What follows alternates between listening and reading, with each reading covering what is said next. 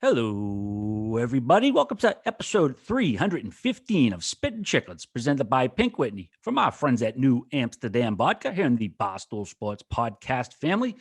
What is up, gang? The NHL is back this week. We got wild new divisions, a crazy new schedule, lots of excitement in the air. But first, I'm going to send it out to the American Southwest to say hi to the boys. I stayed home for health reasons. I'm fine, just more precautionary than anything, but the boys are out the West, so let's say hi. Let's go to G. Yeah, right. first. All right. You're on the no-fly list. That's why you couldn't come out here.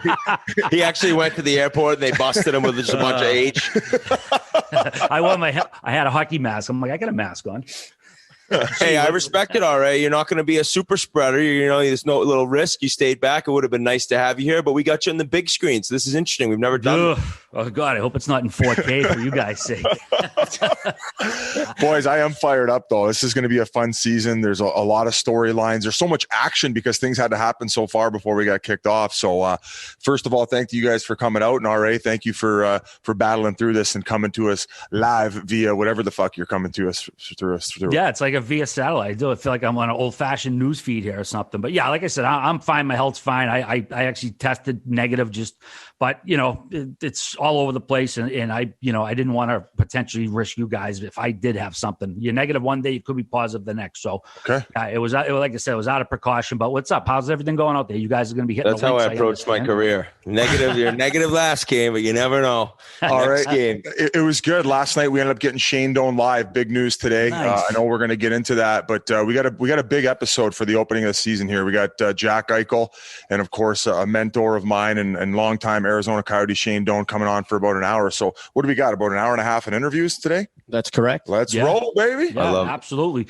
Well, before we get to the NHL biz, we do got to clean up a little from the World Juniors. We did the show after the game. Of course, this story broke the next day. I hate attaching attached gate to stories, but Barrel Gate, this became known as. The Americans, they had been doing this thing all tournament. It was based on this, I don't know if it was an old myth or a true story with people crossing the Sahara, and they would leave barrels every 5 kilometers so you knew where the horizon was and wouldn't get lost. And that was their theme all tournament long. Canada happened to be the last team, so they pulled the big blue, barrel, what do you call it, drum, whatever you want to call it, and it had, Canada on it. So the optics of it, if you weren't familiar with the story, were kind of like, ooh, and then people reacted, and then the true story came out. But it was fucking hilarious for a couple of days, though, Biz. Well, I think Ryan Rashaw was the original guy to send the tweet out, and rightfully so. I mean, it looked like a garbage can being brought on the ice, which, guys, I was rooting for Canada the entire time. I was a Canadian Team Canada jock sniffer the whole way. We had Kirby Doc on, and I don't mind a little bit of trash talking. I thought that if it in fact was a garbage can with the Team Canada logo on it, it was going to spark some debate online. I know it wasn't, but ultimately I think we got enough excitement out of it. And I'll leave it at this. I'll believe that was the case, and there was no ill will in calling Team Canada garbage, essentially. Well, Team Canada certainly isn't garbage compared to the way we played in the gold medal game. They were, but in a sense of like overall Hockey Canada, no, you're not garbage. I think that RA, you misspoke a tad bit. We all got together after the semifinal game, so we haven't even spoken since the gold. True. That was Tuesday night, the day that the episode dropped last week.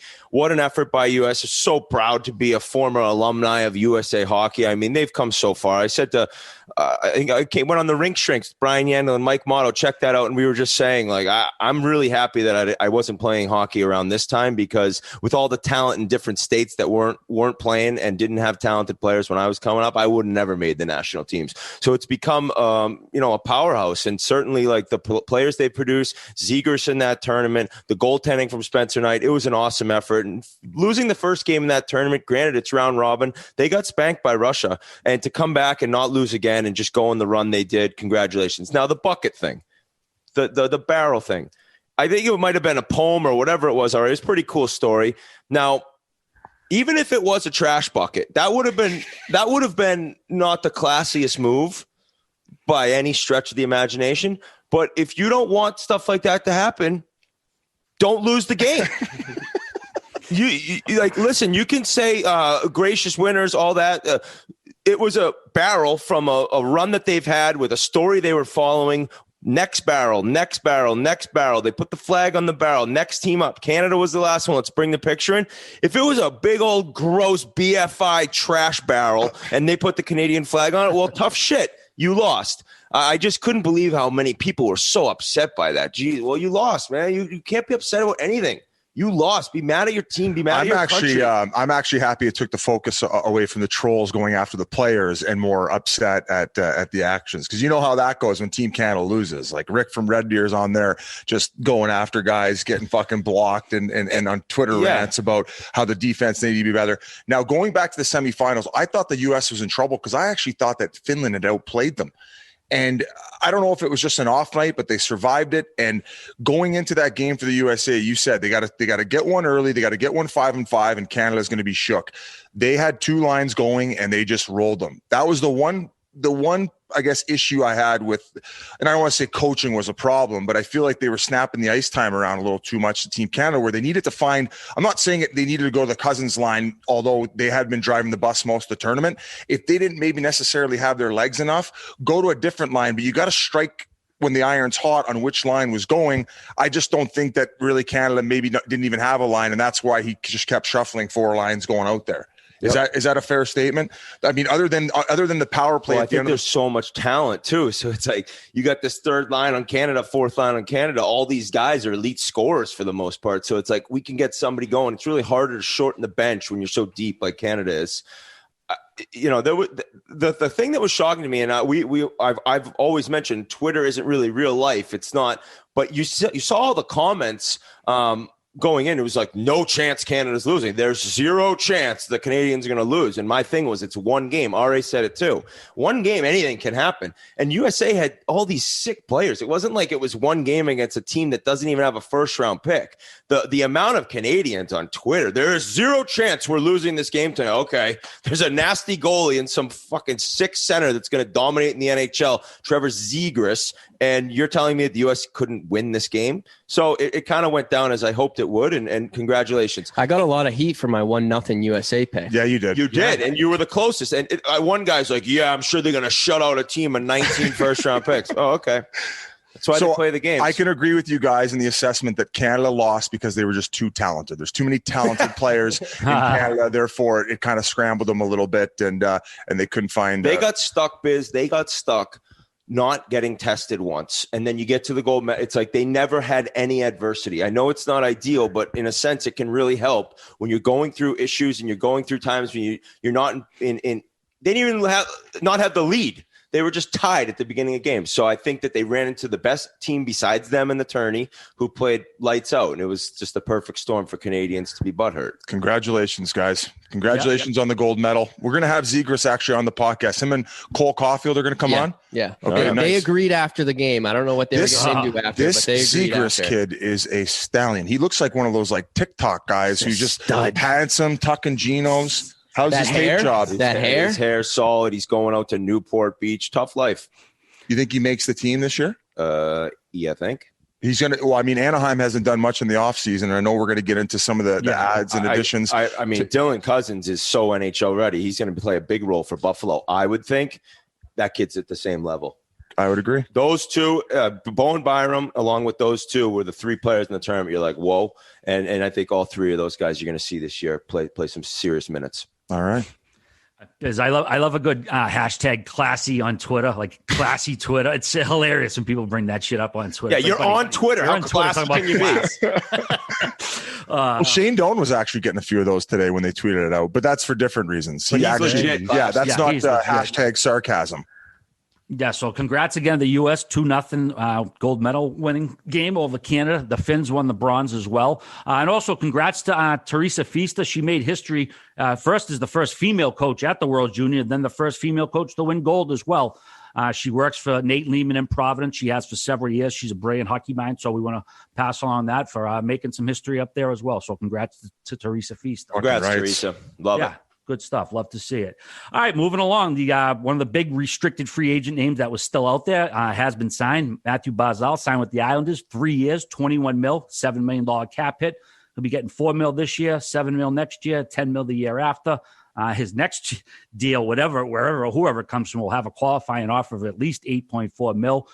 both parties were looking at a 6-year deal. He wants to stay there, doesn't want to go anywhere else, but the money wouldn't line up right now. Of course, the cap's kind of staying static because of the pandemic. Barzal, when asked about the possibility he didn't want to stay with the Isles, he said, no, absolutely not. The whole negotiation was totally respectable on both sides. It's pretty clear. I love it in the island. I love being here. This is a fun place to be and a fun place to play. We knew this was happening, but still. Wait, you didn't finish it. That quote. At the end, he said, and suck it,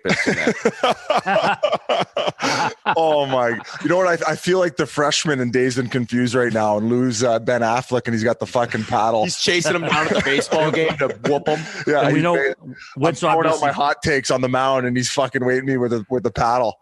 You got to keep going, RA. Sorry to hop in there. No, I say, what's the guy, whoever Cole Hauser played in Dazed and Confused? That's Whit, the guy. Yeah. That's actually him. Yeah, you guys look exactly like. Listen, guys, I got dragged into this battle by Sean Avery when he was going at Frankie Borelli, and rightfully so, but the fact that they were throwing the snakes at him in warm-up at Tavares on the ice when he came back to the island. And I kind of hopped on this bandwagon of trying to rip on the fan base and always, stir the pot. I have been taking L after L after L. And for them to lock this guy in and him to be happy and him to come out with that quote and get him not 1, not 2, but 3 years at $7 million AVV. And I don't know how many people were paying attention to the way it was structured, and people were a little worried because the last year of the deal, he's getting $10 million. I believe it's structured. What is it? Is it $4 million, $7 million, and $10 million? Correct. Yeah, and so people are thinking, oh, well, his qualifying offer on last year of him being a restricted free agent they would have to go above 10. That's not the case. It's only a certain percentage above the AVV. So I believe that if he were to sign, I was wondering about that. Yeah, so if he were to sign a 1 year deal or a qualifying offer after this 3-year deal, it would be at 8.6. So that would be his cap hit. But guys, this is an unbelievable cap hit. This team is very well spread out. And, I thought that they would eventually get something done. I even said last podcast that it was a holdout, and then Dragger even dunked on me on fucking Twitter, because a holdout is when someone actually has a contract and they aren't reporting. So I've just been getting my fucking ass torn apart by the Islanders fans. And Whit, I'll hand it back over to you. Yeah, I mean, I've made a lot of comments about Islanders fans in the past of this podcast, and they've never dunked on me at all. Fuck them. I mean, you can say they swept the Penguins that 1 year, then they got swept, and then this past year, granted, I said I thought they'd lose early, but my whole thing is they won't win the cup. So congratulations, because getting Barzal at that number's sick. What you said, you're still not going to win the cup, but you're going to have a guy playing big time, a huge role, an elite level player in the NHL, making only $7 million. That's Bruin style. Very impressive. I don't know. I'm curious, when the deal ends, RA, do you know how many more years till he's UFA? Yes, just one he'll more? have one more year of RFA. Okay, so that's going to be interesting. This is 3 years away. Let the Islanders fans enjoy. Yeah, let him enjoy it. But that's something where I don't know if he signs a 1 year deal. So maybe then he does love it so much he plans on just signing a real long one then and just ending that 1 year into the UFA years. I don't know. But to get him at this number is great. I think the Islanders did get lucky in a way that all of this is going on with the money being less and the cap being an issue and the no fans. It's like you can't really bend them over if you're Matt Barzal and want and continue to want the team to be playing at a high level at this time period with the pandemic and thing. I think that even so, from what I heard was, and remember, I don't have the best sources because I'm just going to my own brain here. Apparently he would have liked to have signed a little bit of a longer term deal at 5 years at $9 million, but I don't even think that the Islanders could have, because they just don't even have the money right now. So the fact that Barzal was, I guess he was, what's the term I'm looking for? I don't know. They weren't really greedy in negotiations at all. Like, I feel they had the leverage. They had the leverage. The Islanders did big time. Fair enough. And I think that at $7 million, I think that he could have probably held out for a little bit more, but he probably just wanted to get this thing rolling. And given the situation with COVID and stuff, I think it definitely played into helping out the Islanders. But at the end of the day, man, great job by Lou getting a guy for a very, very good average. Also, when you are an RFA, it's pretty easy to take when you qualify. If it's going to be 8.4 mil. It's a little easier. It's 8.4. I thought it was 8.6. My bad. Oh, that's all right. No, 6 horses. All right. A few other signings here. We're going to run through. Just chime in if you guys want to chime in. St. Louis made it official. No surprise here. Mike Hoffman, 1 year, $4 million. PTO is just, like you said, a formality so they can get to this point. The Devils brought back Sammy Vatanen, the defenseman. He was a free agent. They had traded at the deadline last year to a 1 year, $2 million deal. What else? They also re-signed their own restricted free agent, Jesper Bratt, to a 2 year, $5.5 million deal. Nashville signed restricted free agent Luke Kunin to a 2 year, $4.6 million deal. They acquired him back in October for Nicky Bonino.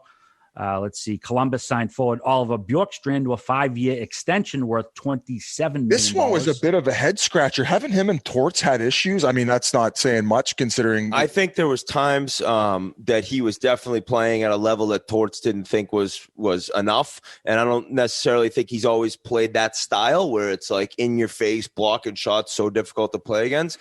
But I don't think that deal is done right now without Torts maybe saying, all right, I've built some trust into this guy. And there's been moments when he has been a really, really high level player. And I've loved watching his game. He is skilled. But yeah, when I read it, I was like, whoa, it's a pretty good deal for a guy who's had his moments there. I haven't really taken a deep dive into his numbers, but when you see a guy like Hoffman, who, he's, for the 6 years since he's been a full-time NHLer, he's 17th in the amount of goals he scored. So like you look at some of the impact some of these guys are making, you're like, wait, he's getting a 1 year deal and he's looking for a place to play. And like, other guys are getting these 5 year deals at big numbers. So I don't know. It was a bit of a head scratcher. So I just wanted to chime in there quickly while you're reading those off. All right. It was 5 years. Yep. 5 years, $27 million. That comes out to $5.4 million cap hit. And worth noting, I mean, he's a 20-goal scorer each of the last 2 seasons. Last year, he had 21 goals in just 49 games. So obviously, Columbus likes what they see, and they don't just throw money willy-nilly. So they must really like this kid. Good draft too, third rounder. Yeah, turn into it's impressive. As far as Vatanen's concerned, you mentioned him. I thought he was 40. I feel like Vatanen's been in the league for 15 years. I think you've just been hearing a lot about him. He was a guy who was pretty highly touted early on. And I think that was probably another reason why they thought they had enough D in the pipeline in order to move Theodore when they did, with the expansion draft and everything. They thought he was enough to give up. He ends up getting moved over to New Jersey for Adam Henrique. And I feel like he might have lost his game a little bit because he was on, my favorite word, here it comes. He was on this great trajectory and all of a sudden he just fell off, but nice to see he's going to get another opportunity there. I think that's a pretty fair number. And, from when I was watching him early on, cause they are in the Pacific Division with the Coyotes. I mean, he was a solid fucking player. Great one-timer, can run a power play, not great foot speed, I would say. And then the thing about that trade that nobody will ever forget is the goal Henrique scored when he went back on Vatanen and flipping it over his head. It was like the goal of the year. Yeah. That was basically like Kunitz did that to me, but like times 100 by winning 15 Stanley Cups. But Henrique still just, I'm going to win this trade right in your face. Vatanen's never been the same. No, it's a killer. Yeah, I think being in New Jersey probably didn't help his career all that much either. Oh, wow. The Devils have a tough. You're not on a good team, then you're not going to really. It's not going to help your career. I mean, some guys might take advantage of it points wise, but I feel like they're Chicago now, where they had so much luck for so long and so many things go their way that I think that everybody needs a little bit of the Devils. Yeah, just a little bit of. I mean, they had another situation with. That left them in a not I want to say a tough spot, but with Corey Crawford retiring, you might as well hop into New Jersey right now, all right? Yeah, Biz. Speaking of Jersey, we had some big news coming out of there this week. Corey Crawford, he had signed a free agent deal with them in the offseason. He retired seemingly out of nowhere after 15 pro seasons, including 10 of them as the Blackhawks starting goalie. He, of course, won 2 Stanley Cups in Chicago. He was a part of 2 Jennings trophies as well, franchise record with 52 playoff wins. I mean, he was a huge part of that Blackhawks squad. He said, I wanted to continue my career, but believe I've given all that I can to the game of hockey, and I've decided that it is time to retire. I would like to thank the Devils organization for understanding and supporting my decision. Again, he signed with Jersey in the offseason. Chicago just kind of let him walk, which was kind of an odd decision. Well, that pissed everybody off, right? That was kind of when a bit of the fireworks happened with leadership group and tough what's happened to Chicago as well. And the initial thought was that people thought they were going to be on the hook for his contract, but apparently when they did the last memorandum of understanding, they adjusted the 35 and older contracts. So the Devils will not have his 3.9 deal count against the cap for the next 2 seasons, which is a pretty big deal, needless to say. Big time, because I actually thought I was reading that, in fact, that they were on the hook for it because he was past the age of 35. But you're saying that when they renegotiated and redid the CBA, they corrected that? Yeah, it's the right at the Athletic. Corey, I forget it is I'm going to butcher his last Messiah or Messiah. I forget it. He's the Devils beat right at the Athletic. He was the first one to uncover that, and then Cap Friendly, I think, retweeted him to verify that. Yeah, they're not going to be on the hook for that this year. Which that really changed a lot in my mind, and I've been through this on a way lesser level, way less of a career than Corey Crawford, and I was in Sweden. But I did go through a thing where you sign a contract with a team, and you get over there, and then I realized I had nothing left. I wasn't going to help the team. I didn't love the game. Now, I'm not putting words in Corey Crawford's mouth. Who knows what he's going through. I know he did make the one statement, but if you're mentally not there anymore and you can't even picture yourself getting up and doing what needs to be done to get ready to play games, it doesn't really matter the situation. Now you feel so bad that I felt so bad I signed in Sweden, and you're only allowed a certain amount of imports. And I remember saying to the GM, like, I apologize. So I'm obviously giving you back every cent you've given me so far.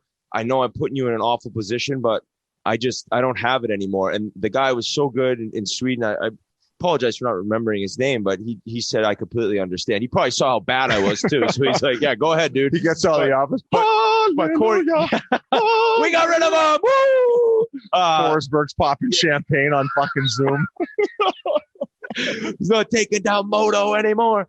So Crawford, though, when I saw that and didn't know about the contract, the cap hit not going on against the team for 2 years, I was like, oh, it's got to feel terrible. You're calling Tom Fitzgerald and who gives off $8 million over 2 years, and now you got to tell him, sorry, I'm not going to be here for you as a goalie, and you're stuck with my cap hit. Like, that would have been, as a former player, I'm sure Tom Fitzgerald would understand, like, this guy doesn't have the passion that's needed anymore. But goddamn, did he kind of screw us? So it's good for the team's sake that's not going down. Well, and like the one thing that it does suck on is the fact that they probably could have went out and signed somebody else to be Blackwood's backup.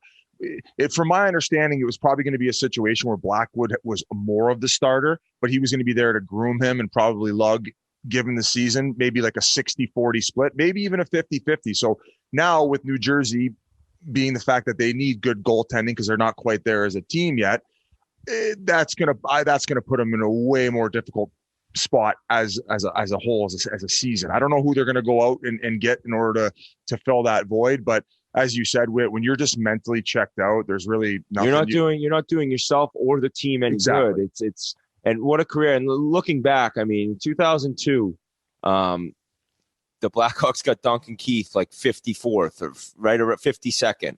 And then the next year, 2000, in the second round, and the next year, 2003 draft, they get Corey Crawford 52nd, I think. The greatest draft of all time. So two second-round picks by the Blackhawks when you go into drafting and how much it matters that were key players, key cogs in those 3 cups. He'll probably end up getting his jersey retired there, I would imagine. And from what I'm reading all over, they're saying one of the most underappreciated Blackhawks of all time. Yes, it's everywhere. Yes. But RA mentioned to me, or on the notes, I think, like, I don't know if Corey Crawford will be a Hall of Famer. He has these Stanley Cups, and I would say not a Hall of Famer. I would definitely say Ring of Honor as far as the Blackhawks is concerned. He would be like their Jonathan Quick for LA. 2 cups. In both times he was stellar. In one of the cases more than anyone. Yeah, 2. I said 3. Excuse me. Yeah, he stood on his head. I think Niemi was there for the first one, but it was Anthony Niemi. Yep. Yeah, but I would as they're saying, the most underappreciated Blackhawk of all time. Yeah, I'll definitely go Ring of Honor there. In terms of like overall career, a lot of people probably say he was just with a great team, the old Chris Osgood argument. But you know what I'm saying? So it's like people are like, oh, he wasn't that good. Well, talk to any guy that was on the Blackhawks. They'll tell you how good he was. Exactly. So congrats on an amazing career. I'd love to chat with him. He's probably got some great stories. Handsome fella too. Yeah, actually, it's funny you said, "Oh, that's a good win." That's the first guy I thought of because obviously, guy retires, 2 cups, Hall of Fame. The first thing people want to ask, but a lot of people think Osgood should be in with by virtue of his 2 cups. So I think there are very, very similar arguments to be made. I don't think of Osgood or Corey Crawford and think Hall of Fame. I'll say that. I think his number will definitely be retired, though, Biz. I mean, that's a no-brainer. He's the best. I mean, you can make the best goalie. Let's call Pushy Crusher 6969. Let's get him on the fucking phone. Let's see if he's getting inducted in the Ring of Honor. All due respect to Eddie the Eagle and Tony Esposito, but, Corey Crawford won 2 cups there. Neither of those guys can say they did that in Chicago. So, also, it's Corey Mississauga. I think that's how you pronounce it. Just I hate butchering people's names on here. Also, another retirement. Colin Wilson retired after 11 NHL seasons. The BU product played his first 8 in Nashville, his last 3 in Colorado. Had 286 points in 632 games. Whit, I know Colin. He's been very open about the issues he's dealt with in his career. OCD, self-medication. So we certainly wish him the health and happiness in retirement. I know you wanted to add something, Whit. Yeah, we actually chatted with Nathan McKinnon. That'll be coming out in next week or something. Week 2 of the NHL season, boom, boom, bangers. We caught up with him. And so you'll kind of hear us chat about Willie because we were talking to him the day he retired. So, they got a chance to play together and he gave his thoughts. But I'll say what I said then. The first time I ever saw this kid, he was an incoming freshman at BU, and the former BU guys would work out at their gym in the summer, and I was over there. And I think he had about 90 pounds hanging from him, and he was doing pull-ups like 10, 11, 12, like 18 years old, squatting 350 front squat. He was an absolute machine, this kid. And I don't know if looking back, I'd love to get him on. He'll definitely come on and chat. I bet you he'll say he probably trained too hard, and he was going as hard as you could every offseason during the year in like explosive lifting, stuff that necessarily isn't great for you. Did he have shoes? Did he have the platform shoes on too? No, he had the old shoes with just the things under the toe to work on your calves. You remember like the Costanza had them? I'm just kidding. But his speed and his vision, he was a high pick, and he'd been like looking like a stallion too the whole time. The guy's a man rocket. I'm very happy that he ended up playing as long as he did, and to go through the issues he did go through and be open with what happened. I think that's really difficult. So he's a guy that, he's recovering from certain things, the stress of the game. I'm sure not worrying about if you're going to be healthy, what you have to do to play can really help your mind in terms of when you do retire. I know it can be difficult for some people. Well, in a sense, it can also be a weight off the shoulders. So I wish him all the best. Great career, great run, and really kind of deserved all of the things that he got because he worked his ass off. Yeah. I actually spoke on the phone with him a couple of weeks ago, so we're definitely going to get him on. He's a very interesting guy, and we'll talk about that awesome long career. I think his father ended up playing a pretty long NHL career as well, right? One of the things he always used to say, he's like, hey, just trying to play as long as my old man. That was like his one line. So we'll talk about his old man when we get him on too, and the career he had as well. All right. Again, best of luck to those guys in retirement. Congrats on great careers. To the surprise of nobody, Patrice Bergeron was named captain of the Bruins. He's the 20th captain in team history. Brad Marchand and David Krejci have the A's. It was pretty funny what they did. They kind of sonked him in the room. They announced Marshy as the captain. And I don't know if Bergeron was buying it because you couldn't tell if he was smiling with the mask on, but that allowed Marshy to actually make the announcement. So yeah, the masks cool. on made that like so weird. You're like, is anyone smiling under those masks? Yeah. Just looking. But yeah. I think that this is the biggest no. I made fun of when the O'Reilly news broke, so we can't even talk about this one. Bergeron's captain. Hey, in all honesty, though, did you feel like the way they called Marchand up? Did you feel it land a little flat? Yes, that's what I'm saying. And I don't know if unless it was the masks. I think the masks might have done it. But when I saw the video, I was like, wah. Bergeron's like, give me my fucking jersey with a C on it. There had to be at least one guy in there who was probably like, no fucking way, like in his head. Like, there's no chance. Might not have been in. There isn't a person. That's why I think everyone's like, sick joke. That's like when it was like a GM thinking of the joke, and everyone in the room's a yes man, being like, that's a great idea. We did this at Harvard in '88. Let's get some content. Let's get some. No, they use another word for that's content. Actually what the C's for. That's what the C's for. They gave him the content. Shit. That was as bad as the. That was worse than the joke. Was it worse? Or was it worse? Let's put it up. Let's do a Twitter. No, I was laughing, Paul. I just had my mask on. Bombing jokes is amazing. We're not comedians, guys. We're trying. We're trying hard. We're hockey players. Thank Christ, we're not. Currently, 5 teams are the captain: Detroit, New Jersey, New York Rangers, Ottawa Senators, and Vegas Golden Knights. The Wings, of course, are expected to name Dylan Larkin at some point, but. Interesting. Some teams still opt to go with no captain in this day and age. Well, Stevie Y forgot because he was fucking ripping the bong. Bait. He's like, oh shit, yeah, we got to. Stevie, we didn't name the captain. He's like, this is my pen. Sorry, my pen died. I'm charging I took the indica, not the sativa. All right. Hey, gang, 2021 is finally here, and it's a great time to monitor your body's activities with a Whoop. Whoop is a fitness tracker that provides 24/7 personalized sleep, training, and recovery insights to help you unlock your potential. Each day, it measures how well you slept, how recovered you are, how much stress you put in your body from both your workouts and going about your everyday life. Whoop is won by some of your favorite athletes in the NHL and on the PGA Tour, but it's not meant for just the pro athletes.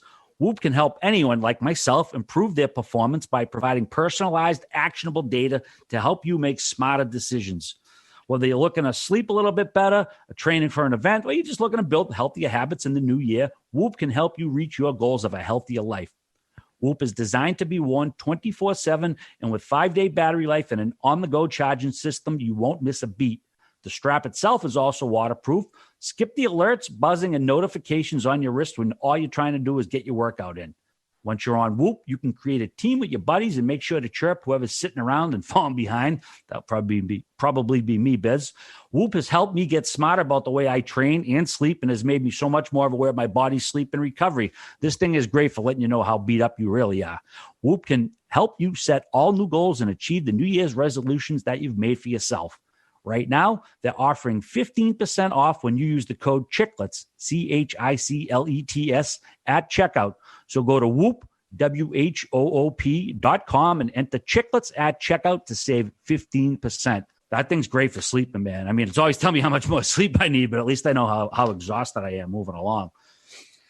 We did mention COVID earlier in the show because it's 2020, 2021. Hockey is back, so that means the COVID beat is back, unfortunately. The Dallas Stars just had 6 players and 2 staff members test positive, so they had to close up shop over the weekend.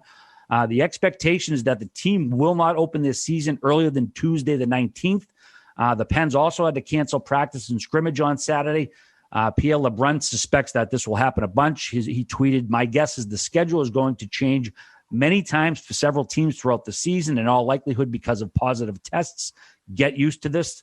And I know the NBA is a different league, but these two leagues play the same schedule, essentially, same buildings, and they've been canceling games left and right. The Celtics and Heat had postpone. Celtics and Heat had to postpone a game.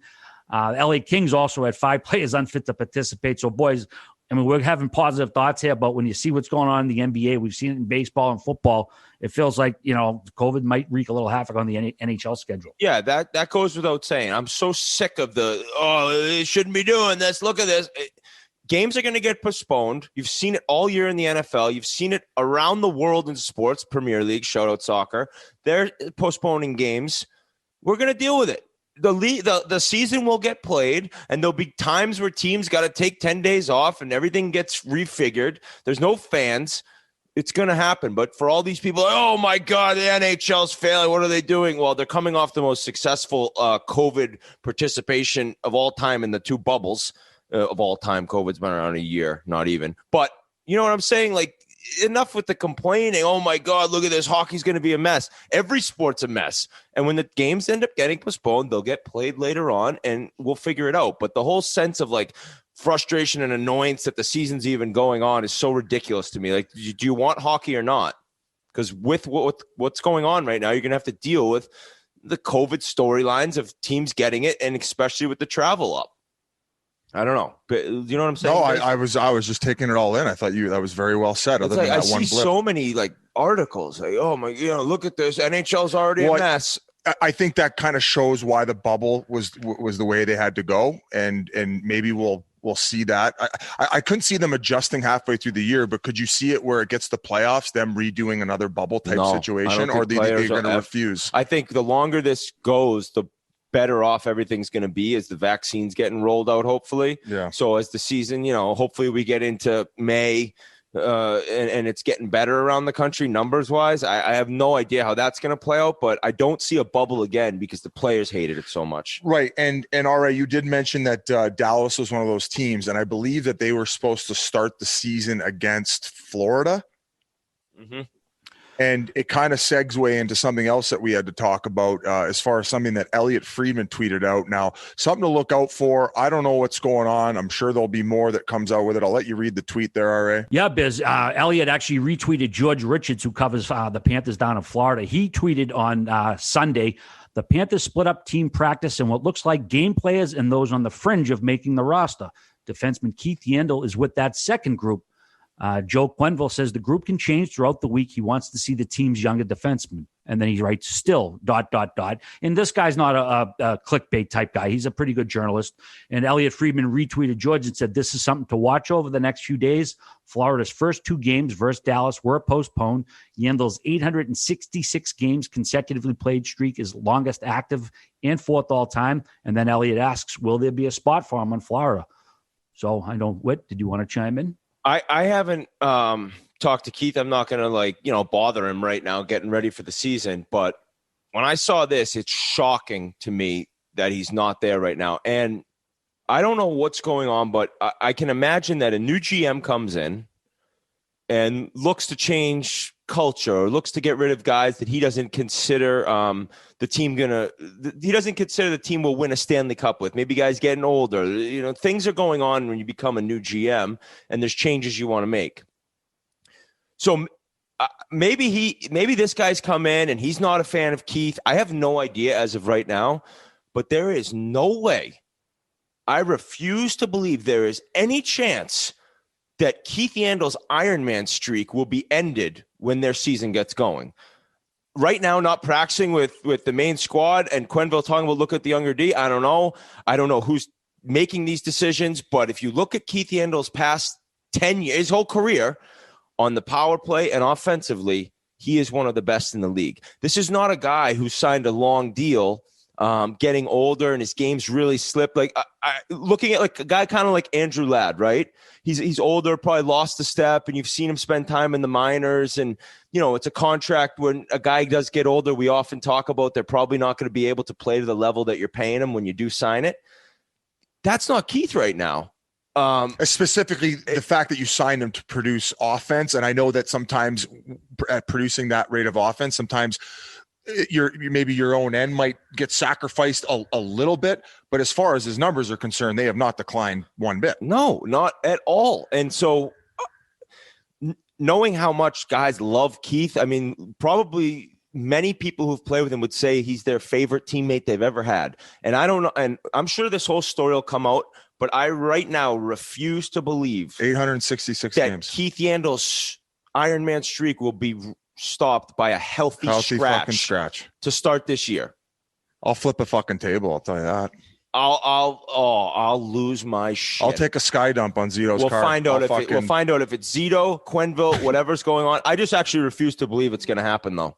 If that goes down, who's the current guy who actually owns the streak right now? Doug Jarvis. And I think his ended with a healthy scratch. Actually, that's what I was told. I think when Shane Doan was over here, I thought he said the guy that had it before him.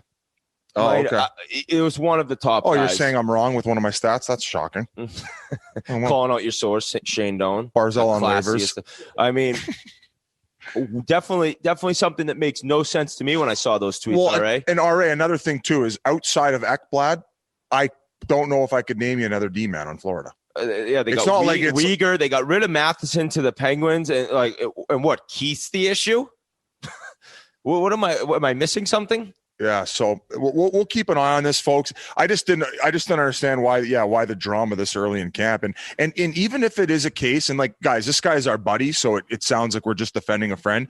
If anyone's had an active streak like that, who's done as much in the league as he's done and continue to do it even throughout last year, if you come in as a general manager and you do essentially want to change a culture, and you don't see as a guy who you think can bring you to a Stanley Cup and a guy who can't contribute, I say at least maybe sit him down or talk and say, listen, this is where we need you to pick up your weight and maybe focus on the area of your game in order to mold it to where more how we see it in order to help us win. You're just not going to play him? And as opposed to even give a guy who's had that long of a career and just maybe show him the disrespect and not even be able to prove himself doing it. And there is one thing about continuing an Ironman streak or a consecutive games played streak for somebody who isn't carrying their weight anymore is one thing. It's like, I can't, as a coach or GM, I can't keep playing this guy because he's got a streak going. Like Chara? Yeah, I mean, I'm just thinking. That was a joke, folks. Did he have a streak going? But you know what I mean, Keith. It's not the play isn't an issue. So it's like something off. So there's something off down there, and we'll know more by next week, I'm sure. Send him to Boston. We'll take him. Boston would be a 6 spot for him. You lost Krug, and if Florida keeps some of the money, say Florida holds on to half of his salary, and maybe the Bruins send John Moore. I mean, would you not love that as a Bruins fan? Would love it as a Bruins fan. So we'll see what goes on, but I refuse to believe that the streak will end on a healthy scratch by the shitbag Panthers. No offense, Keith. Yeah, it definitely feels like some sort of a staring contest here. Keith, he has 3 years left at $6.35 million. He also has a no move clause, so they can't necessarily trade him without his permission. But an owner, when an owner or GM could make, I don't want to use the word threats, but can say, hey, if you don't want to oblige, we can do this or do that. So it definitely feels like something that for all involved has to come to a head at some point. I don't think you want to go into the season, scratching a guy like this, and it just becomes a story that you created on your own. So, but we'll obviously keep on. You're also devaluing an asset if you do in fact want to trade him. It's a little bit bizarre, but we can move on. I think we've kind of. We're going to get to Jack shortly anyways. Just a couple other notes related to COVID. Sorry, I hate to do it, but we got to talk about it. The Tampa Bay Lightning did reverse course. They are not going to allow fans in the building due to the recent COVID cases and hospitalizations in Pinellas County. 3 teams will have some fans. The Stars will have 30% cap, which is 5,000 fans. The Panthers on the other side of Florida from Tampa, they'll have a 25% cap at 5,000 fans. And you guys, the Coyotes, 25% cap, which is 3,450 fans. And that doesn't include media and other people that are allowed to go in. But Coyotes kicking it off soon there, Biz. All right. I'm very excited to get going. Actually, I'm going to head to the game on Thursday against the San Jose Sharks. I think they play them back to back. They play them Saturday as well to kick off the year. So excited to see Bernsey as well in action. San Jose Sharks, another team looking for a bounce back year after they struggled last year. Erik Karlsson, another big name there. So I'll get to see him live in the flesh and get my, how do you say that? My TV personality back on. So I have to have somewhat of a filter. Biz, what is it? Peter Mansbiz? Peter Mansbiz. Yep. Color guy. There you go. Yeah, it's going to take a little getting used to these baseball-style schedules for sure. And one last note before we send it over to Jack Eichel. A couple teams are going to partnership as far as the AHL. Nashville and Carolina are both going to use the Chicago Wolves in the AHL, and Tampa Bay and Florida are both going to use the Syracuse Crunch of the AHL. Just it's kind of weird. You could actually have a guy on your team and then go play him later in the season. I know it's probably slim this year, but either way, want to pass that along. But, boys, I think we should send it over to Buffalo Sabres superstar Jack Eichel right about now. Boom.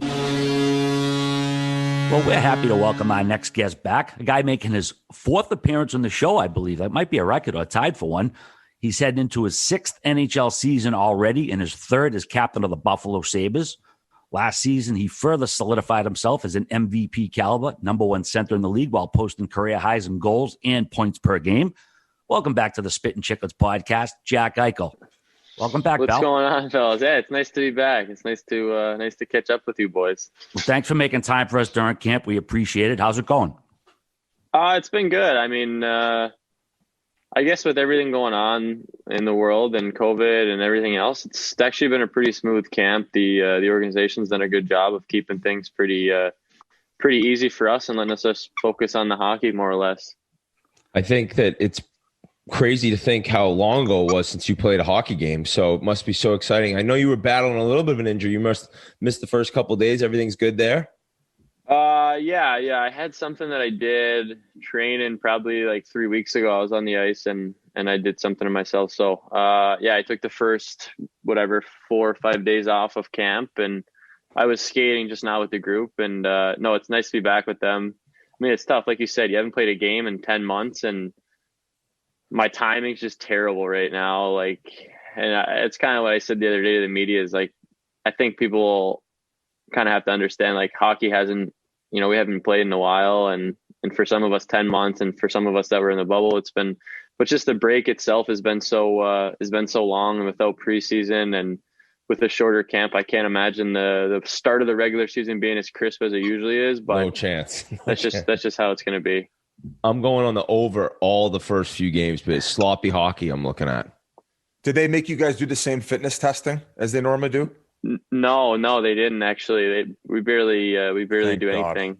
I know some, like I talked to some other guys in other places that got absolutely bagged. I know that part of the agreement between the NHL and the PA and whatever was, I think it was limiting the fitness testing off the ice, but I know that some teams still buried guys on the ice with fitness testing. Luckily, our coach is he's a pretty smart guy. Not saying that fitness testing's dumb, but he utilized all our ice time as much as he could, and he didn't really bag us unnecessary. Ralph didn't test you physically, but he's always got those mental tests going. That's how Ralph approaches exactly. Sudoku puzzles around the room, some crosswords. No, this guy's so smart, Biz. He's just intimidating when I was talking to him. He's got knowledge about like everything. So he's very well educated. I'll say that about Ralph Kruger. Yeah, he is one of the most. Yeah, he's one of the most diverse people I've ever been around. Diverse. Like he can talk to you about anything in the world. So you guys didn't have a Russian training camp like Torts over in Columbus, so that's nice. I mean, even like Toronto, I was talking to a couple guys up there. I know that their skate test was pretty tough this year. Really? Yeah, they were. I talked to a few guys that were complaining that they had absolutely no legs whatsoever when they got on the ice for practice because they just got completely smoked during the skate test. But yeah, luckily we don't do a skate test. We did it 1 year, I think. It was maybe Phil Housley's first year. It was pretty tough, but I think that was the last time we did it. I think that was part of the agreement with those signing bonuses they got, that they had to have harder training camps because the wires come in and then they bag them a little bit. Hey, just to jump in real quick, does one of you guys have like a dog biting on a toy or something right now? Yeah, I do. My fucking dog's under me. I heard that. I thought that. Yeah, that was a squeaky toy. I was wondering if that was. I thought Biz was up to no good over there. Oh my God! Look how cute that thing is. What? Look at this guy. Yeah. So that's the name. When'd you get him? He's biting on this, dude. Oh. I keep trying to throw it underneath me. He keeps standing here trying to bite it. What's the dog's name? Harold. Harold. That's a great name for a dog. Harold. Yeah. What is it? Harold, French bulldog, right? French bulldog. Yeah. That dog. How much bigger will he get? He's tiny. He's tiny. He's probably not going to get more than like 24, 25 pounds. Thing's a chick magnet too. Hey, I'm sorry about that, Mikey. I don't know what you. No, we have to restart the interview. We have to redo it all over again. Whatever. Hey, so I was talking to Millsy and I was doing a little bit of digging before this one, and he says this thing's been shitting all over the house. All over it, man. He's got like good days and bad days, but I feel like sometimes if you're not like giving him attention and shit, he's just like, fuck you, I'm gonna go take a shit in the carpet. You know what I mean? Like this, yeah. Like he's not potty trained at all. My parents have a dog, and like my dog growing up, the thing's potty trained in a week. It's just like goes to the door, it never shits. So you never have to worry about an accident. This guy, you gotta have an eye on him at all times. He's either pissing or shitting, and then when he shits, sometimes he eats it. It's just like, he's a savage. Yeah, he's a sicko. I was gonna say it's a puppy thing, man. Like it's a puppy thing. I was about to say I used to have the same Odell, problem. You named it Odell. I used to have the same problem, but it was a middle-aged woman, but she wasn't eating it. That's a little fucked up, man. Oh yeah, I know. Poor guy. He doesn't even know any better. We gotta take him to the vet and get him some medicine that makes him not do that. My wife was talking about a dog looking at a breeder, and they'll train the dog. Was that an option, or did you choose to do it? Apparently, you can get a dog sent to you trained, good to go. Oh yeah. Like I'm pretty sure McKinnon has a German Shepherd. He paid like $40,000 for the thing, or like $25,000, and the thing Cook's came breakfast. literally came fully trained. Omelet guy. Fully trained. Like I know a lot of people that have gotten the dogs fully trained. This guy, I mean, he's not trained at all. Yeah, palming their babies, you know. I tell people, like, he goes when he wants, where he wants, whatever. Maybe we can keep track of the progression over your social media of how he's getting trained. You can do little lessons. Maybe, maybe we could send him off to daycare or something. I think that's got to be in the works for him to get to some sort of doggy daycare. So he kind of figures out that he's got to go outside, not inside, and other than that, he's not bad. I mean, he's kind of going through that like 5-month thing where they're like, he goes through like humping phases, and Biz had that span. yeah, 30 years. Biz had it, but Biz has lasted for a lot longer than a couple months, you know. And unfortunately, nobody snipped him. Hey, you would have had to put the dog down if it was Biz. Snip. You just have a lot of fucking child support dog payments to make. But at least you got the coin.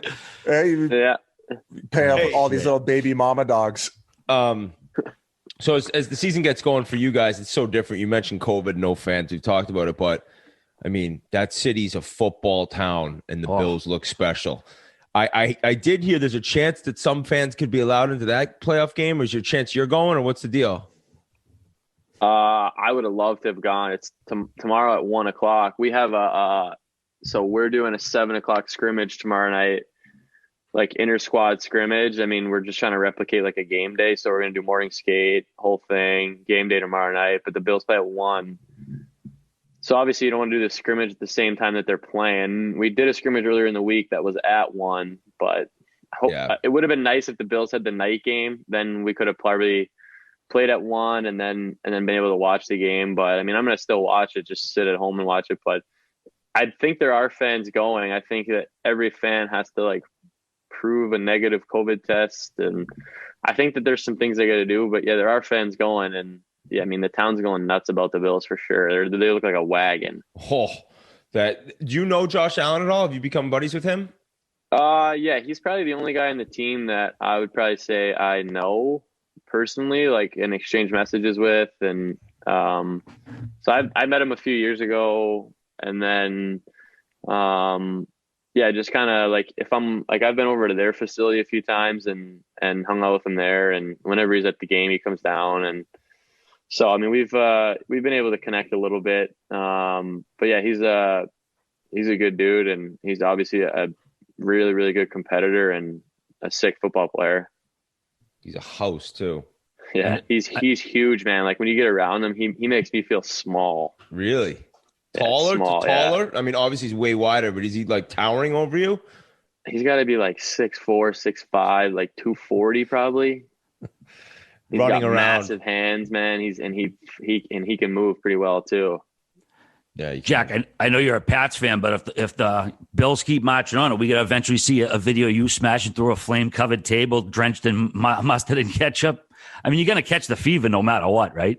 I know. Yeah. Well, I love the Bills, obviously, being here. And I think a lot of the fans here know, like, I mean, I'm a Patriots fan, right? I grew up there. Like, I think I mean, you can't just like be a fan of a team and then go somewhere else and then not like that team anymore. It's just not how it works. You know what I mean? So people are like, you need to be a Bills fan now. Like, I love the Bills. Like, I root for the Bills, but at heart, I'm a Patriots fan. So I root for the Patriots, and I grew up liking them. I mean, I've liked them for 20 years, and that's just how it is. So I would love to. I mean, obviously there's not the Bills tailgates and everything. Like I was saying to someone the other day, like I'd love to go to one of the games if we had nothing going on and get squirted with ketchup and mustard with that guy. I think it'd be hilarious.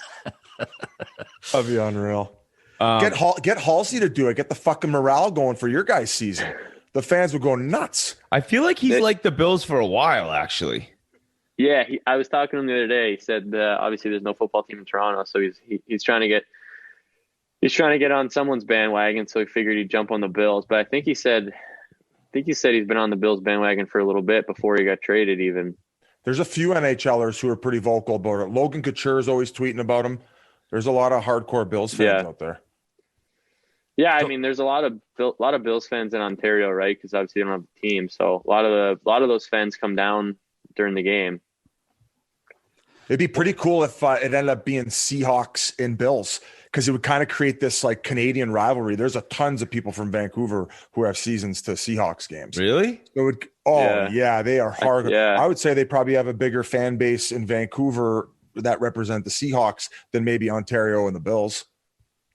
Yeah, I mean, I know Rhino. I don't know if he's a Seahawks fan anymore, but I know he's been to a pretty good amount of Seahawks games coming down from Vancouver when he was living there. So when the season like abruptly ended, you were having the best year of your career. I know it wasn't great for the team, but just lighting it up. And everything comes to a halt. So for a while, nobody knew if the regular season would be finished. It was such a long wait in terms of how this thing was going to go down. What was the longest time that you didn't skate? I mean, was there ever like month, 2 months where you were off your skates, or were you at least at most a week? Geez, Like I 10 took some months. time off. Yeah, I mean, I took some time off from the ice. I think when originally, yeah, we didn't know what was going to happen with the season, right? And I think for that first, whatever you want to call it, month and a half of COVID, nobody really knew, right? Everyone was kind of froze. So I skated for the first few weeks of quarantine, if you want to call it, but it was more or less by myself, where I was just going on the ice because there was nothing to do. So I found somewhere to skate, and I was just going out and skating in the mornings, or just to get out of the house and go somewhere and skate and stay busy and do something that you like doing. Because there was, I mean, other than that, I was literally just sitting on my couch and drinking wine and watching TV. Like, there was nothing to do, right? So busy, get your finger up. Oh, that just tells those guys that I'm going to hop in next. Oh, all Sorry. right. Yeah. It's like a little signal. We're play calling over here, buddy. All I'm right. on the PP. We're working the half wall. Yeah, all right. But no, so after that, I went down to Florida actually for the month of May, and I just skated with Otzi for a month. And so I was down there kind of hanging out. Obviously, the weather's a lot better, and so I went down there, and then I think it was like either at the end of May or the beginning. I don't know. Whenever they said that they were going to go try and come back with the season, and they were going to do the bubble, and they had all their plans set. But when they made the announcement that we weren't going to be one of the teams, I kind of put my bag away for a while, and I still worked out and trained off the ice, but I probably wasn't on the ice as much. So I probably honestly took probably a month off of skating, I would say. And that's long for you. You're skating often. Remember you Yeah, I telling me mean, that. I've gotten more into like staying on the ice more year round and giving yourself more of a rest from lifting here and there than the ice. My body reacts better to that. So, yeah, but I probably gave myself a month off or so, and then I started getting back on and skating gradually more and more. But like, even like, I was back in the Boston area for most of the summer, and like, even being back there, it wasn't the normal summer where you have like a bunch of guys skating together, because the Bruins were in the bubble. A lot of guys were still playing. So usually we're at Warrior skating. So it was like we had a small group of guys kind of up in Tingsboro skating together for a few months, which was fine. Like, we made the most of it. It was ice time and we were working hard, but it wasn't the normal summer that we have. So, but it wasn't a normal summer for anyone. No doubt. Did you need that much time off because you were maybe burnt out, or just like you just needed a mental break? And during that time, did it give you a lot of time to think about, the future of the team? Because I know in the summertime it ended up coming out. You made some comments, and I thought that they were fair. You're like, I want to win. I'm sick of losing, and they had to address some issues as far as bringing guys in. Yeah. So I think I took a bit of a break as a mental break. I had some injuries that I was dealing with last season during the year. So when I knew we weren't going to play for a while, I took some time off to try and let myself get healthy. And then to touch on the other fact, I think at the end of every season, it's either deemed a success or a failure. And unfortunately, in Buffalo, we haven't been able to make the playoffs in the last few years. And that is frustrating. It's frustrating for me. It's frustrating for the organization, frustrating for the fans, the city. And I think I obviously am somebody who shows their emotion, and I'll say how I feel. I don't hold things in too often. And I definitely expressed my frustration with where we were and where we're going. With that being said, I think, the organization made a lot of good moves this summer. Wait, you've played for Ralph. I think having a coach like that, having a guy like that leading your team is huge. So, I mean, I think you voice your frustrations, but, I don't think I'm the only guy that was frustrated either. You know what I mean? I think, I'm sure my comments probably might hold some more weight. I am the captain of the team, and I understand that, but, I'm not the only guy that was frustrated. I think everyone was probably frustrated in their own way. But yeah, I mean, everyone wants to win, right? We're competitors. when free agency did come around as late as it was there a chance for you to talk to Halsey when he was thinking about Buffalo as an option, or was that more of a surprise when you did hear the news? Yeah, I had no idea. Really? I had no clue, like none. So, just like the NBA. I had no idea. So I think it was, I want to say it was either Kevin or Ralph had mentioned something to me. Like, I think it was Ralph had said, obviously he played for, he had Halsey in Edmonton. So I think he might've said that they were in contact with him and his agent, and he was considering us, blah, blah, blah. And I didn't know. I had no idea. You always think like, every team should go after a player like that, right? So you think every single team in the league is probably trying to get in on Halsey, and it makes sense why. I mean, he's obviously won the MVP a few years ago, stud player. So it's like you think everyone's in on him. So I'm like, oh, like this guy obviously wants to win, and we don't have the best track record over the last few years. So like, what are our actual chances of getting him? And then I remember Ralph called me late on a Sunday night, the night that Halsey ended up signing, and I was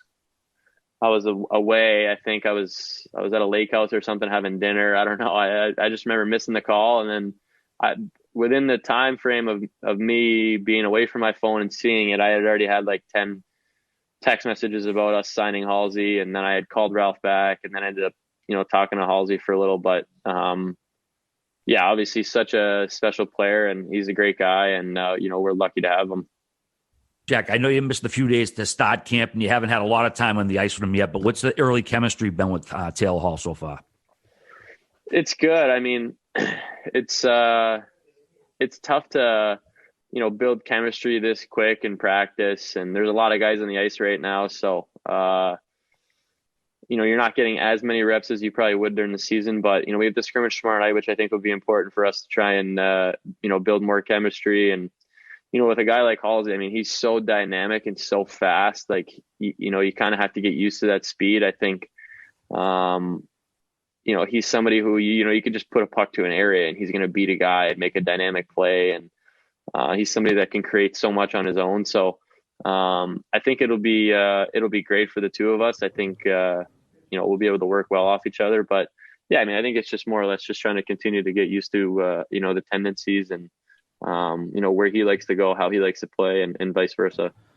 I think the one thing you'll like is like he'll go to the dirty areas to score. He plays hard. Like Halsey definitely. I mean, he probably plays too hard at times where you're like, dude, protect yourself a little bit. So I mean, that's only going to help you in terms of passing and connection with him. It's going to be fun to watch. I mean, I know that it's been tough, and you've said that, but even Ottawa too, we talked about teams are getting better. They're adding guys. Same with you. So it's definitely a year where you have some serious optimism, I would think. Yeah, and we had a guy like Eric Stahl, and we got Eakin. Like, we've definitely added some good players to our group, and Stahl's career speaks for itself. But I mean, still, I mean, I don't know how old he is, but he's been playing the game for a while. Year. Is it his 18th? 18th season. Hey, good news is he's already passed 1,000 games. You guys don't got to buy him a fucking gift. That's a big. That's all. I bet you the boys were pumped after that signing. Yeah, but like even in camp, like he's looked so good, and like he's just such a smart player, and he makes so many good plays, and you could just tell he's like one of those ageless wonders where like it doesn't matter how old he gets, the guy he can just play hockey. You know what I mean? And so he was another really big signing for us.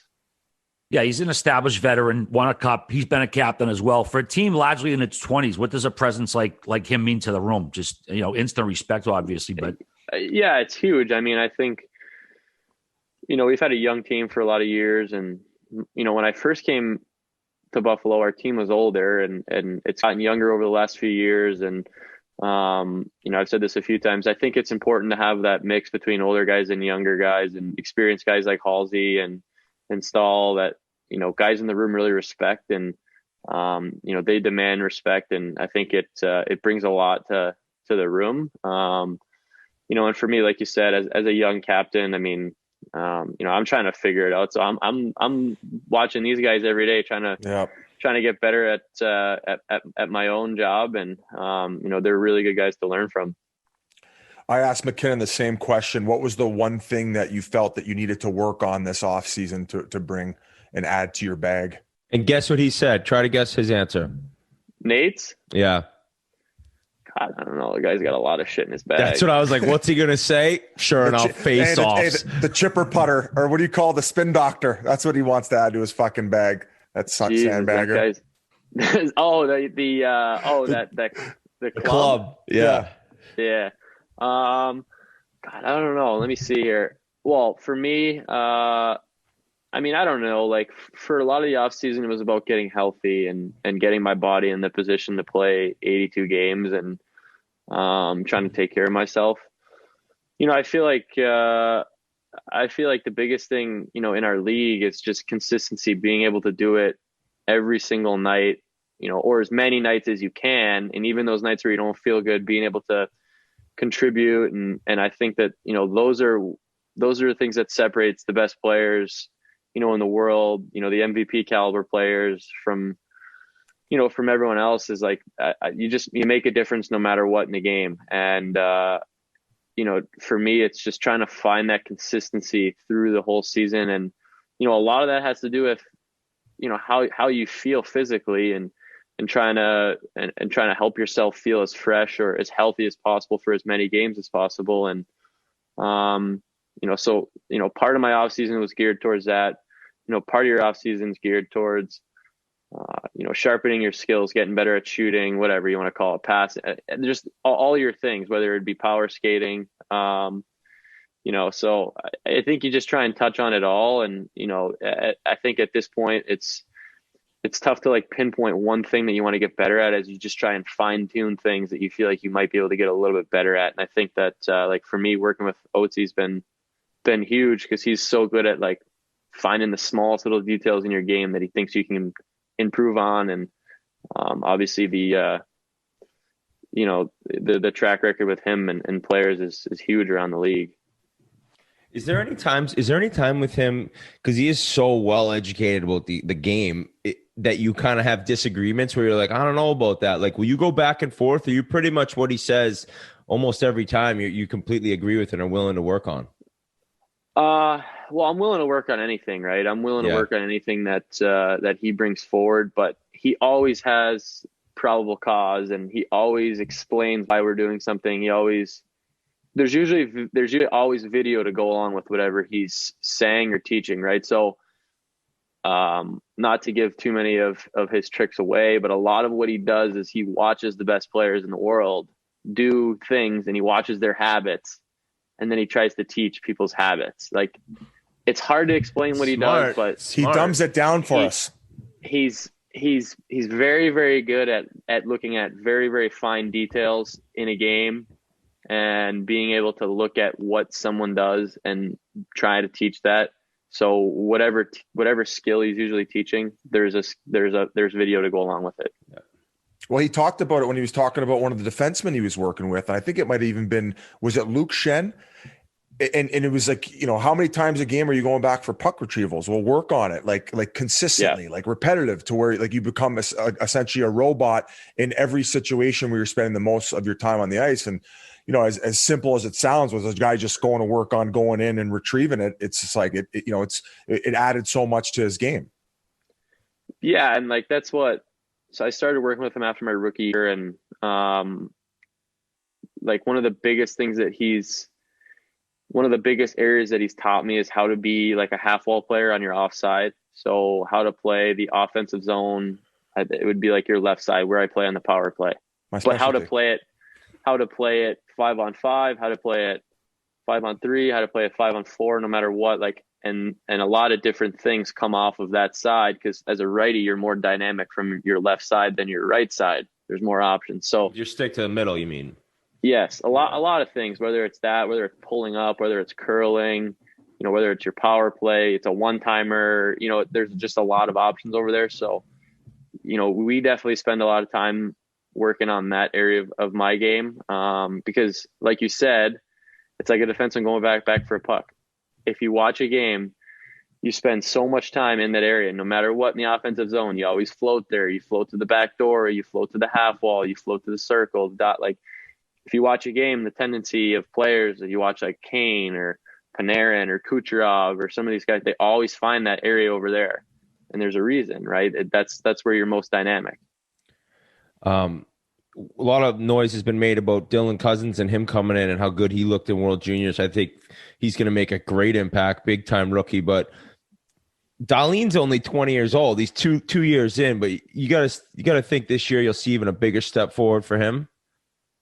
Yeah, I think so, and I think the guys are seeing it in camp. Like he's put on weight. He's bigger. I mean, I think some people forget he's so young. He's not even 21 yet, right? So his skill level is obviously incredible, and his compete and passion for hockey is fantastic. He obviously wants to be the best. He works very hard at it. So I mean, he's been great, and during camp, he's looked really, really, really good during camp. So I'm excited to see what he can do. I think he's primed for a serious breakout season, and he's gonna do a lot of special things for our team. So he's gonna be, I told him when he got drafted, like, just be patient. You're gonna win a Norris in this league. Like, you're so good, it's crazy. The first time I skated with him, I called my dad after. I was like, I think I'm skilled. Like, this guy's way more skilled than I am. Really? That's how good he is. Yeah, I remember. What's he doing? What's he doing with the puck? He's just so smooth. I mean, the Swedes are just so smooth, but like, just the way that he moves his body and his hands and just everything. He's just such a smooth player. And so I think he's primed to have a huge year. Get a chance to see Cousins light it up at the juniors? I did, yeah. I mean, I was rooting for him to have a good personal tournament. Obviously not. I didn't want him to beat the States, but no, it was good to see him doing well, and I think he's another guy who we're obviously happy to have in the organization, and somebody who's probably going to make an impact on our team at some point. So I think he's in Buffalo now, and hopefully we see him over the next few days. I haven't seen him yet, but they've been doing a good job, like, separating guys and different COVID rules, and there's a lot of stuff that goes with it. Yeah, he's in PJ quarantine. If you take a private jet, it's just smaller quarantine. So I know. I was saying in the locker room, must be nice, huh? Just finish the game, jump on a PJ, you're off to Buffalo. I've never had it that good. Yeah, fuck. Yeah, try playing in the minors. Like, Biz has got an East Coast Hockey League jersey on. You like that one? The Wheeling Nailers, two-time ECHL. Wheeling Nailers. My best buddy played in the Wheeling Nailers a couple of years ago. He's still playing, isn't he? Ryan Diffley. What a handsome bastard. He's over in France. This guy is living the life. What's it like? Living the life. Oh, living the life. Should we get him on to talk about it? Is it a fun league? Well, I was gonna say more or less his extracurricular activities is what living the life means. Like, so that's what I was talking about too. He's like a model, isn't he? He's like an Instagram model. No. So he actually booked modeling gigs over in France. So he's been. Oh my God, this guy must be swimming. He's been modeling. So he had like a French long dip break. to all the ladies. He had like a long holiday break. So he went to Spain for 10 days. He was in Madrid enjoying himself, and then he went to Portugal and surfed for another week, and now he's back in France playing. But yeah, he's living pretty good. He is doing the modeling thing. He's actually taking it serious. So hopefully the guy starts bringing in some cash. I don't have to pick up every one of his tabs anymore. Dude, Portugal got some sick surfing too. Well, it was the best surf he's had. I was going to ask you about that. You're a surfer, are you not? Oh no, I got in the water with him once this summer, and I got right out. Oh, that was it? I thought maybe that's why you were growing out the hair, because you're gonna. No, I was just growing out the hair for looks good in your helmet. But you should go rat tail playoffs, and then keep it. Braid it over the shoulder at the face-off circle. Guys won't even fucking want to step in there with you. Hey, you did the music vote on Instagram. I like that. Yeah, I never finished it, man. I deleted Instagram for a little bit during the summer. I was just like, I don't need to look at all the stuff going on. Like, there's obviously a lot of conflicts going on in our country, and people, everything you said, it's just people were very critical at the time, and Yeah. No matter Well, what they you still did, are. like it was just, yeah, but it was getting a lot for me to look at every day. And I was just kind of getting fired Smart. up with what people were saying and doing. So I just took it off my phone. So I stopped doing the music bracket, but I did do that for a little, and I should finish it. Everyone keeps telling me to finish it. I think we were in through like the Sweet 16 or something. Yeah. All right. So that's gonna reappear. That's starting back up. I think we've talked about the music on here before, but what is it with the older tunes and bands that resonate with you? Is it your old man playing it around the house? Yeah, I mean, it's just like what you grew up on. Like, so I grew up on a lot of the older music with my dad, and then I got into a lot of it myself, where like he kind of got me on a good pathway of music, I would say, and then I started kind of learning a lot of things on my own, and I kind of dove into it myself, whether it's different groups that I like that he wasn't as into, or I just I carved my own path through it, and I'm still going through it, and finding new people I like and new songs, artists, albums, whatever. That might have been our first big scoop with finding out that Jack was a classic rocker, because all the young kids usually don't like that shit. You did a Zoom the other day. I don't know. I saw a picture of it on Twitter or something. You had a Rolling Stone magazine cover framed. Is that in your house too? Oh, yeah. It's I got, you got it.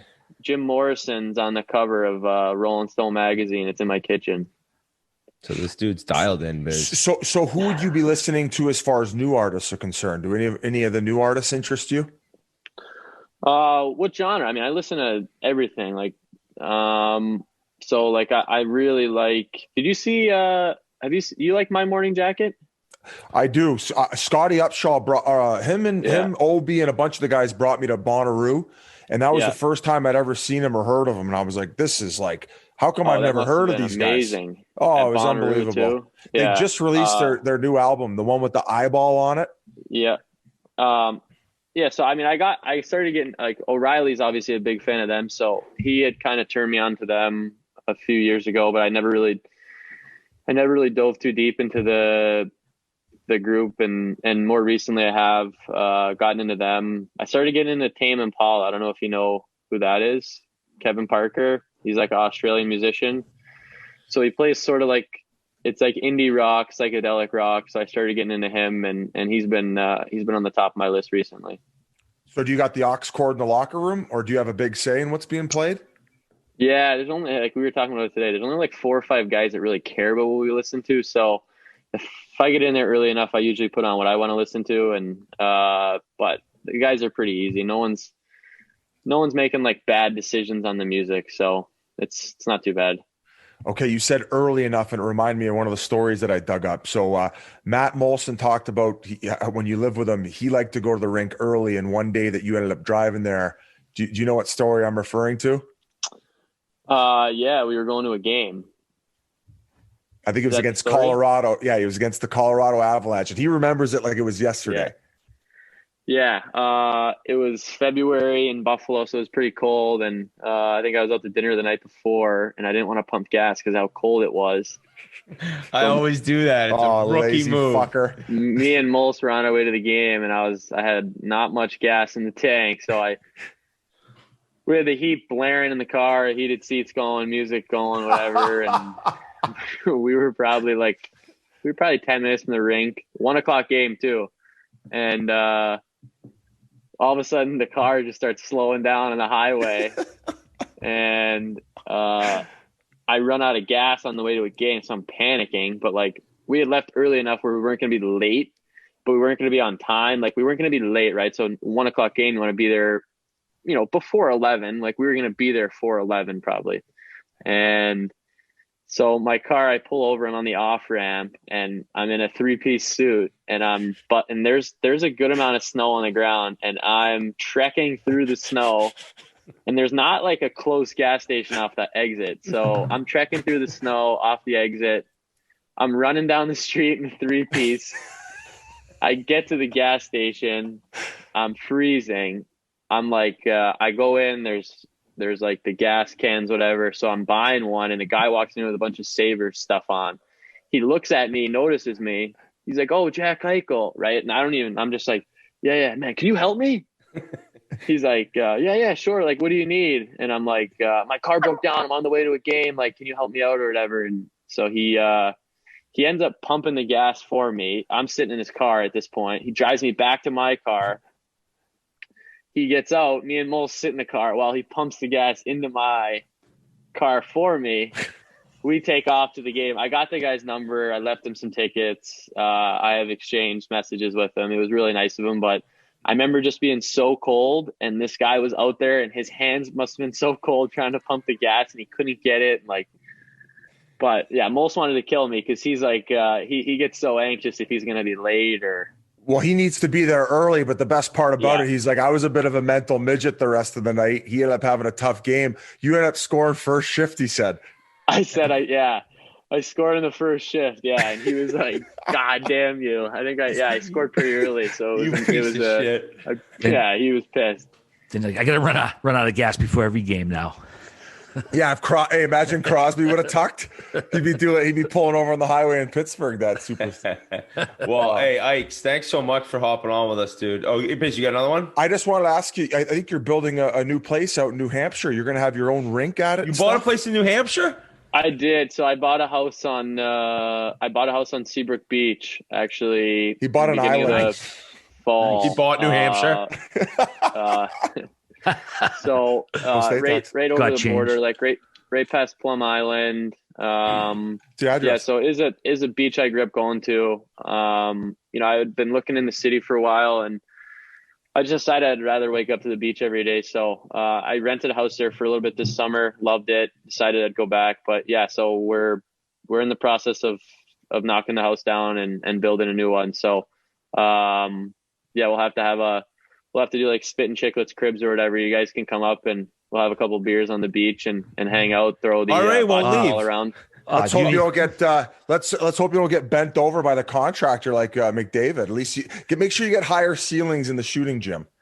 Yeah, I know that's been like one of the big things in the plan is ceiling heights, and it's crazy how much goes into this. But there's some good people taking care of it, so we'll leave it to them. Biz will fit right in up Hampton with all those tattoos. He'll have to take a shirt off. Exactly. Oh yeah, dude, I don't go over the border in the Hampton side, but we'll let Biz go there. Oh, over the border. No, it's a beautiful spot. Ike's bought a place in New Hampshire, and he turned up the training camp. He smokes cigarettes now. It's crazy. I single-handedly brought that state a Calder Cup. Yeah, you did. I mean, Manchester, it's not too far. Manch Vegas. Oh, by the way, last thing I'll say to you, and I'll have to bring up the other story that Molson told me next time, but the answer that McKinnon gave was face-offs. You went into this whole spiel about all these skills you need to work on. He said face-offs. No, I said, you're nasty when the only thing you can think of is face-offs. Yeah, I mean. Must be nice, eh? Yeah, Jesus. He probably doesn't need to work on too much, so face-offs will work. Yeah. Jack, you mentioned the vino earlier. What's your go-to for wine? Yellowtail. Yeah. I usually buy it in the bag, RA, and just slap it. Hey, if it's red, it's dead. That's my motto. Did you not hear him say he lives in New Hampshire? That's legit the 20th time I've dropped the Yellowtail joke in this podcast. What's the go-to? I don't know. I mean, there's a lot of different wines that I like, Not necessarily brand, one of the type. Guys. Yeah. Like I'm just I like cabs. I like Cabernet. So, all right. Molson and Oak Pozo have been my biggest wine influences. So I don't know if that's a good or bad thing. It makes your wallet take more of a hit, but at least you learn good wines. Yeah, Molson's the one who teed me up with the hoverboard story, but we're going to save that one. So thank you so much for joining us, man. Thank God we're saving that one. We'll wait for episode 5. Yeah. All right, buddy. Thanks so much. Good luck this year, anytime. man. Thanks a bunch, guys. Jack. Yep. Good luck this season, buddy. Big thanks to Jack and his pooch Harold for joining us. Always a pleasure to have him on. And also, Happy New Year from our sponsor, Manscaped. Manscaped is the best in men's below-the-waist grooming, offering precision-engineered tools for your family jewels, and is here to help you have clean balls in the new year. Ring in the new year with the right tools for the job. Happy 2021. Spoiler alert, hairy nuts are still gross, no doubt about that. Step into the new year with the tree standing taller and shave your boys. Manscaped is here to give you a New Year's resolution that you'll actually want to keep. The Perfect Package 3.0 is the below-the-waist grooming package you need to start off strong this year. Come out of quarantine with clean balls thanks to the Lawnmower 3.0. This waterproof and skin-safe trimmer will reduce nicks to your two best friends. The third-generation trimmer even has a light to shine a light to the promised land 2021 looks to be. It's also time to freshen up down there in the new year, so you want to use the Crop Preserver. It's an anti-chafing ball deodorant and moisturizer. You already put deodorant in your armpits. Why are you not putting deodorant on the smelliest part of your body, your balls? And for on-the-go freshness, you'll love the Crop Reviver Ball Toner Spray. So start the new year with a fresh set of testes thanks to Manscaped. Manscaped even threw in their shed travel bag to keep all your goodies stored comfortably. Speaking of comfort, the Manscaped anti-chafing boxer briefs are also included and will bring your underwear game to the next level. Bring sexy back in 2021. Your balls will thank you, as will your significant other. So get 20% off and free shipping with the code Chiclets at manscaped.com. That's 20% off with free shipping at manscaped.com and use the code Chiclets, Chiclets. Happy New Year, new balls. Oh yeah. Oh yeah. Definitely. I cleaned up with that. Oh, absolutely. Got mine the other day. You guys shape your hoop at all? You guys ever clip your hoop? I've nared it. You've nared your hoop? Yeah, it's ridiculous. I would pay 10 grand. A little bit. You'd pay 10 grand to watch me nail I would pay 10 grand to have laser removal from like fucking my belly button down. Just it would cost you less than that. Okay. Well, I'd fucking pay. Would it? Yeah. Maybe we could get a sponsor. Hey, we should do it. Although you'd need to go like 7 times. Hey, I'd get my hoop waxed on camera for the crew. No, wow. No, I mean gone, like laser. You want to get it lasered so you're never dealing with it again, like the girls do. Just do the landing strip there. Do the little what do you call it? The flavor saver above your horn. The little, you know, all the French guys got that little flavor saver. All he does is keep a little hair in the shape of a joint right above his horn. Mine does look like a joint, my cock with the fucking Borzy on it. Oh my fucking God. You're sick. Shit, boys. My favorite part of this new season, I think, is the divisions, man. I mean, obviously, this isn't something they're going to do every year. They had to kind of work on the fly here. We got North, West, Central, and East. We're going to kick off with the East, which basically is like the Northeast corridor of Amtrak. Boston, Buffalo, Jersey, the Islanders, Rangers, Philly, Pittsburgh, and Washington. We're not going to do a team-by-team breakdown because we think that gets a little tedious going from team to team, but we're going to give our take on each division. Yeah, basically. All right, I'll jump in first, boys. I think Boston wins the division. I mean, they were the President's Trophy winner last year. I know they lost Z and Krug, but I don't think they're insurmountable losses. You know, this isn't the Chara of 5-10 years ago. I still think they're the team to beat in that division. Obviously, Tampa's not there anymore. Let's go to you, Biz. What do you got going on in the Northeast? I'm going to go off the board here. I'm actually going to pick the Rangers to win that division. I think this is the closest division as far as like it's anybody's game. I mean, I mentioned how the Islanders look now with Larkin and Barzal and how solid they are, but I'm looking to New York with some of these young guns. They're saying this Keandre Miller. Is that how I say it? Did I say it properly? Yes. Yeah. Okay. Thank you. They're saying this kid's going to make the team out of camp. So there's another guy on the back end who's going to step up. They got, who's the guy they signed to the big contract? Trouba. I would imagine if Condre Miller steps in, I don't know what's going on with this D'Angelo. I mean, he's got a lot of the off-ice stuff that's bugging him right now. They've had to talk to him a few times. He's playing the left side currently. But the game is there. You like him offensively. He's a kind of a riverboat gambler. I mean, defensively, he's not the strongest. But I think overall, their team's good. The two goalie structure, they got the two young Russians. So, you know, in a short and condensed season, they can flip-flop. But, you know, ultimately, I like how young their legs are. And I think they're going to surprise a lot of people. And of course, with the number one pick coming in, that's just going to add a little bit more to the offense. People forget about Capo. I know. Like he's number 2 overall pick. Yeah, and one of those guys who maybe didn't pop off the start, but neither did Jack Hughes. So looking for him to really elevate his game along with Lafreniere and of course Panarin, who's Zibanejad's another guy. So as far as the back end up front and then having two guys in net who are competent, I really like their chances. And coming out of nowhere in 2 years, just completely turn that organization around. David Quinn's done a phenomenal job, and they've quickly kind of gotten things going again. In a sense, when they signed Panarin, I was like, I don't know, like all this money, and when does this seem like it was being rushed? Yeah, when are you going to start winning? And either they knew it or they got lucky in that this guy can actually carry a team. Because when the season ended last year with Corona, I believe they were in the playoffs. If you'd started the playoffs right then mid-March, and nobody saw that coming. They went on a big run, and you mentioned a bunch of guys that I really like, but for me, no-brainer is Philly winning this division. I think the Philadelphia Flyers are set up to go and win a Stanley Cup this year. I think there's a legit chance that they could get it done. All I've heard is that our boy Kevin Hayes has had one of the best camps going, shortened camp, but came in ready to go, playing awesome, couple goals in the scrimmage last night, Sunday night. And Nolan Patrick is a guy that just comes to my mind because we talked earlier about how much he's had to battle and go through since he came into the league. Another huge prospect, second overall, I believe. I don't remember the exact year, but a guy who's like the future of him looks so bright, so much potential. And then the concussion thing, which is so scary and what guys go through. And you don't know if you'll ever get back to that level. Well, in talking to people around that team, he looks as good as anyone on the ice. So I know the issue right now as a Flyers fan is like, it's not an issue, but if you're looking at what maybe could pop up is if Giroux and Voracek don't really play at a high level. And in the playoffs, it's kind of been an issue, but I still think there's enough there, young guys wise, and Carter Hart being the goalie along with Provorov on D, who I think could win a Norris. I mean, not only is his game great on the offensive side, but he's way better defensive than people realize, plays a ton of minutes, and is known as the hardest working guy on and off the ice for that team. So he's an animal training. Yeah, they're really strong up the middle. Yeah, he absolutely loves playing for that team, as do most guys. I think everything's different this year.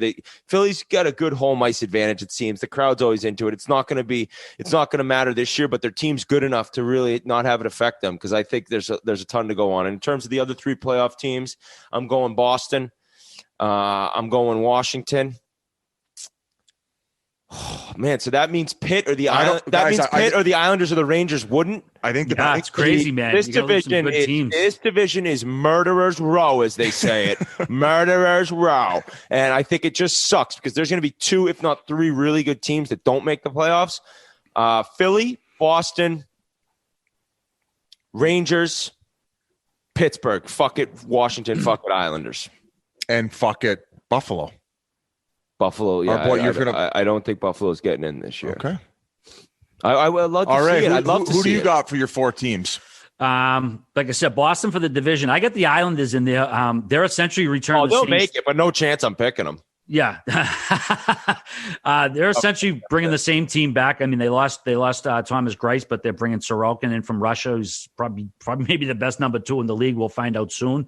I also like Philly, another team that really didn't have to do much to their roster. They did lose Matty Niskanen when he retired, but they brought in Gustafsson to essentially replace him. And I like the Capitals as well for that fourth playoff team. I know they lost Holtby, but they're high on Samsonov. They still got a good squad. I know their window is going to be closing. So, again, to reiterate, Boston to win the division with the Islanders, the Flyers, and the Capitals finishing off the playoffs. 3 Patrick division teams, but yeah, with every division you're going to get to this. Well, maybe not every, but how do you leave this team out? But that's what's crazy about this year is a lot of good teams aren't even going to make the playoffs. I got Boston, Philly, and both New York teams, and I will leave Buffalo out. I think Pitt, no Wash, no Buff. No Pitt, no Wash. I'm with you on that. No I got Buffalo. The same thing. Yeah, so there's my hot take. I'll probably there goes your Penguins alumni newsletter. They had huge roster turnover too. I mean, you bring in 5-6 new guys in, a bunch of guys going out. I don't know, man. I don't know if you're going to have that cohesion right away when you have so many new parts working with each other. Crosby. Yeah, that's true. He's still got Gino and Sid. But all right, boys, we're going to go over to the next division. I've been calling it the South Central Division because it's basically, they call it the Central, but there's a lot of teams down south and central part of the country. We got, let's see, Carolina, Chicago, Columbus, Dallas, Detroit, Florida, Nashville, and Tampa Bay. This one, pretty much a no-brainer. I mean, the Stanley Cup winner, Tampa Bay, I don't see how they do not win this division there. Pretty much coming back as of today with the same team, although they did just waive Tyler Johnson today. I don't know if he got picked up before we started recording. They lost Shattenkirk, Bogosian, traded Paquette and Colborne up to Ottawa, but I don't think these guys are irreplaceable. So I got Tampa winning this division pretty handily. Let's go to you first, Biz. I'm going to pick Dallas. I think that they're going to come back with vengeance. I think that they're, going to have a bitter taste in their mouth. The fact that they spent that long in the bubble and didn't bring home any hardware.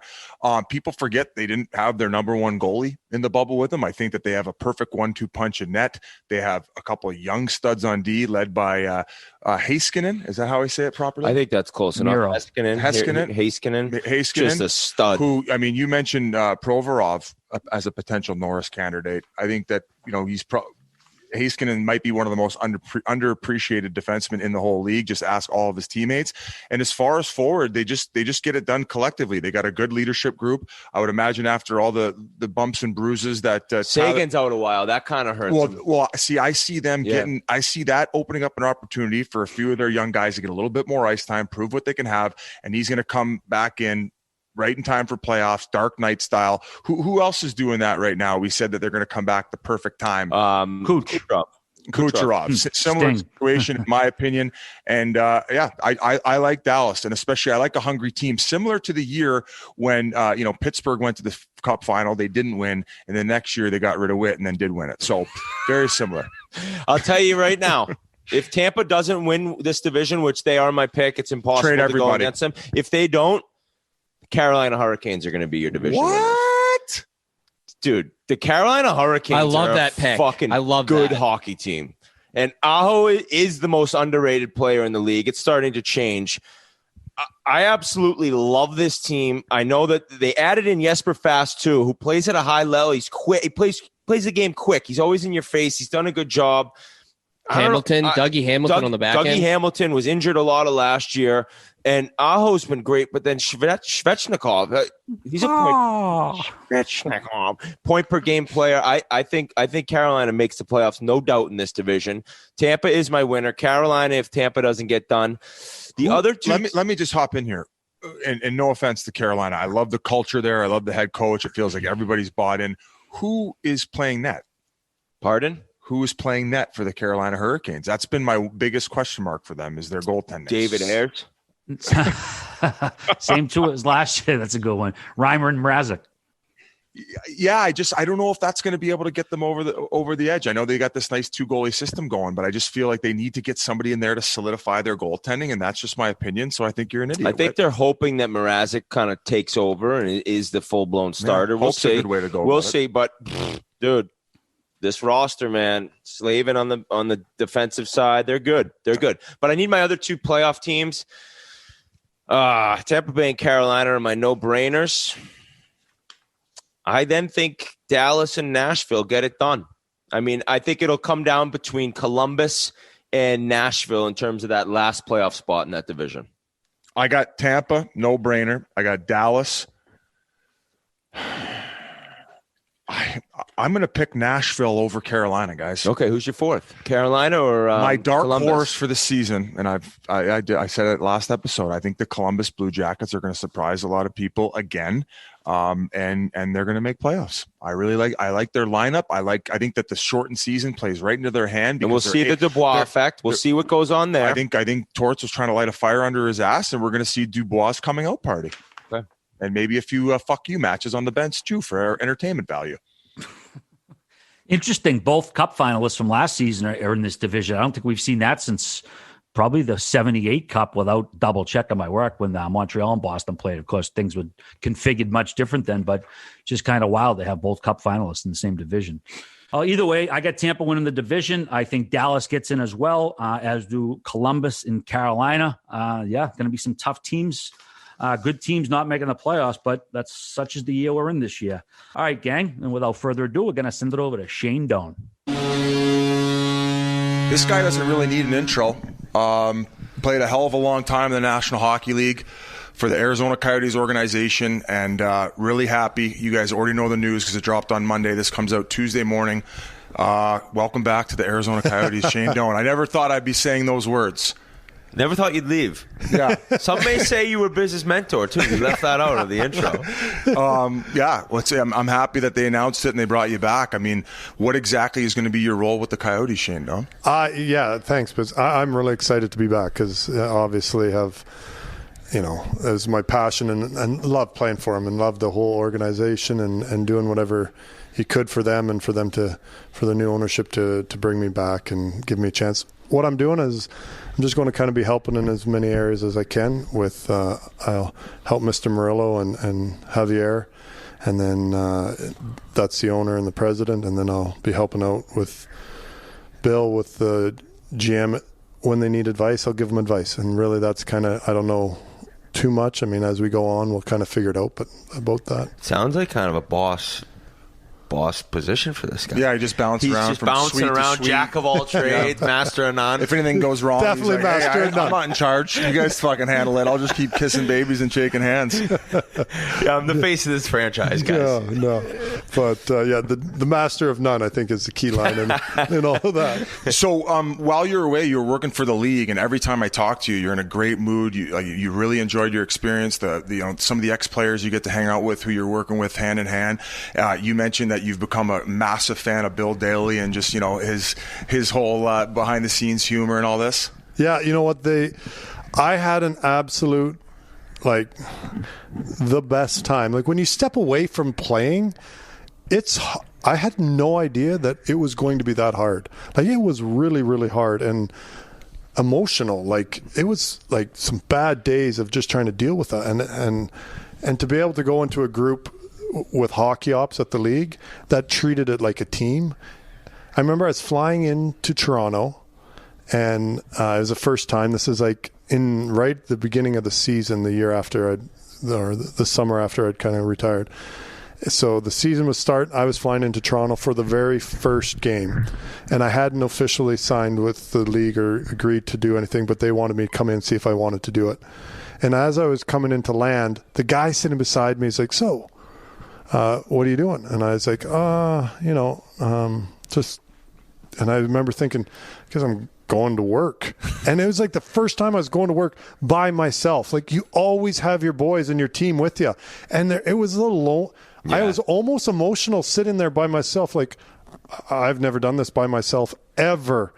And to walk into that room with all of those guys that were just like Chris King and Rod Pasma and Kay Whitmore and then Murph and Mike Murphy and Colin Campbell and Steve Walkham and all those guys.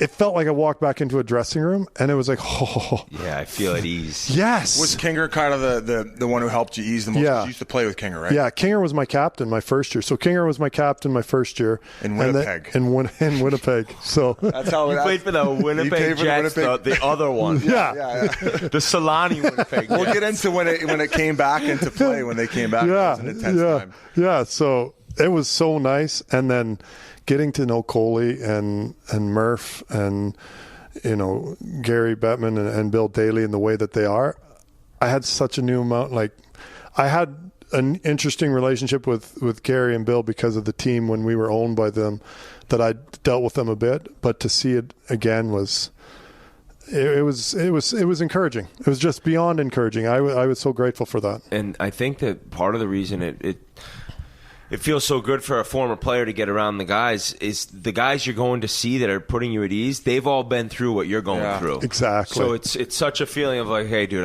how you been? Yeah, probably pretty bored. Yeah. Right? Yeah. I mean, it's like you have the routine, and I could not agree more because I never thought it at the time, probably because I'm so out to lunch. But now that you say it, when I got to NHL Network, it was like you got into Jersey, shout out Secaucus, and then you got a Uber at 4:30 by yourself. You show up to the studio, you're like, oh my God, I'm going to work. Yeah. It's so different. So that's, I mean, I imagine that when you get in the room and you're pretty much just watching at the beginning in terms of like what they're looking at in games, when questionable hits are happening, who's doing what, right? You're just kind of like doing what you're doing now in Arizona in terms of at the beginning there, just chilling. Totally. Like, the story of Biz coming in hot. I never wanted to come in hot ever. I was always. I was a common Hawkeye too. Clown move by us, Biz. So, like a rock.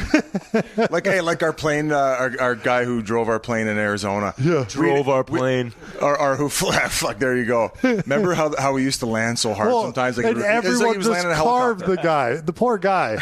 It's hard to land a jet. True, it's not. Am I throwing the fucking Coyotes guy under the bus, donor? Yeah. Now I'm gonna get the pilot fire. Harry Knuckles and the pilot guy are just going to show up at this apartment. The chitty chitty bang bang that you're flying along in. What's Walcom like in there? I loved him when he was an official. That guy was awesome on the ice. It was so cool. Like that room is such a fun room to be in because you're watching every team play every night. And it's amazing. The thing I learned the most was you'd watch one team play a game. So you'd be watching Tampa play Florida. And you're seeing how good Tampa and Florida are. And right beside them, then you're watching, Arizona play LA. And you see the difference in style when it's up on the screen side by side and you're watching one period and then flipping to watch another period and then going back and forth. But Walks is awesome. He is a good man. And he is the leader of those officials, and I had him when he was a ref, and then when he came back, and then he went back again to being the head of officiating. I get along good with Walks. He was unbelievable with the refs' names. Before every game, he would make sure he would get a briefing from Service, and he had to do all the talking to him. But the fact that he could remember all their names, because he was usually complaining to them about the offsides and stuff, so he even had to know the linesman names. Yeah. So you showed a lot of respect to the officials. So I would imagine that was a pretty smooth transition. Yes and no, because I usually yelled a lot at them too. We were yelling, but you gave it to officials. You I did. At officials. Are you freaking kidding me? You'd be on the bench just so mad after most shifts, though. You just have played angry. And so then I had to apologize to a bunch of them. Yeah. But I actually went to the refs training camps, and they're such good guys. You start to see, you know what? It's amazing on how much they take, and how good they are at de-escalating and kind of making sure that guys can get emotional. Everyone's emotional on the ice, and you can only get called so many things before you start to react a little bit. When you have to deal with that for 3 hours in a row, at some point you're going to snap. Yeah. I mean, I actually, one time, one of my most embarrassing moments, I screamed at a linesman who screwed an offsides up. And Mark Recchi's go apologize to that guy after the game. Rex, this old legend. I was sorry. I was oh my God. Down to the refs room? Yeah, I think we might have met in the hallway. I'm fuzzy in terms of when and where I apologized, but Rex was dude, come on. I had to apologize, I'd say, 3 or 4 times throughout my career to different refs for being when I got a little too emotional on that one. And I wouldn't swear and I wouldn't yell at them, say anything like that. But at the same time, I had to just make sure that, hey, this was I shouldn't have said it like that, and you were right. I was wrong. You wore your heart on your sleeve quite a bit, yeah. And if I saw that I was wrong, I would always, usually in between periods, I'd be like, hey, show me that again. And I'd be like, hey, I totally was wrong. You were right, I was wrong. Oh, yeah. Officials must love that. Yeah, but sometimes I would be right and they were wrong. And then it'd be even worse. Here he goes. Then it'd be even worse. I'd be like, oh no, calm down. Donor's probably one of the... You should have been a lawyer. The way that this guy would argue at sewer ball. And always get his point across and win the. I was old. At the end, I was old, so the young guys didn't have a choice. I just bullied them out of the. No, you're out. What do you mean? No. I'm out? No, you're out. Definitely. You got to try went off your shoulder, Donor. No, it didn't.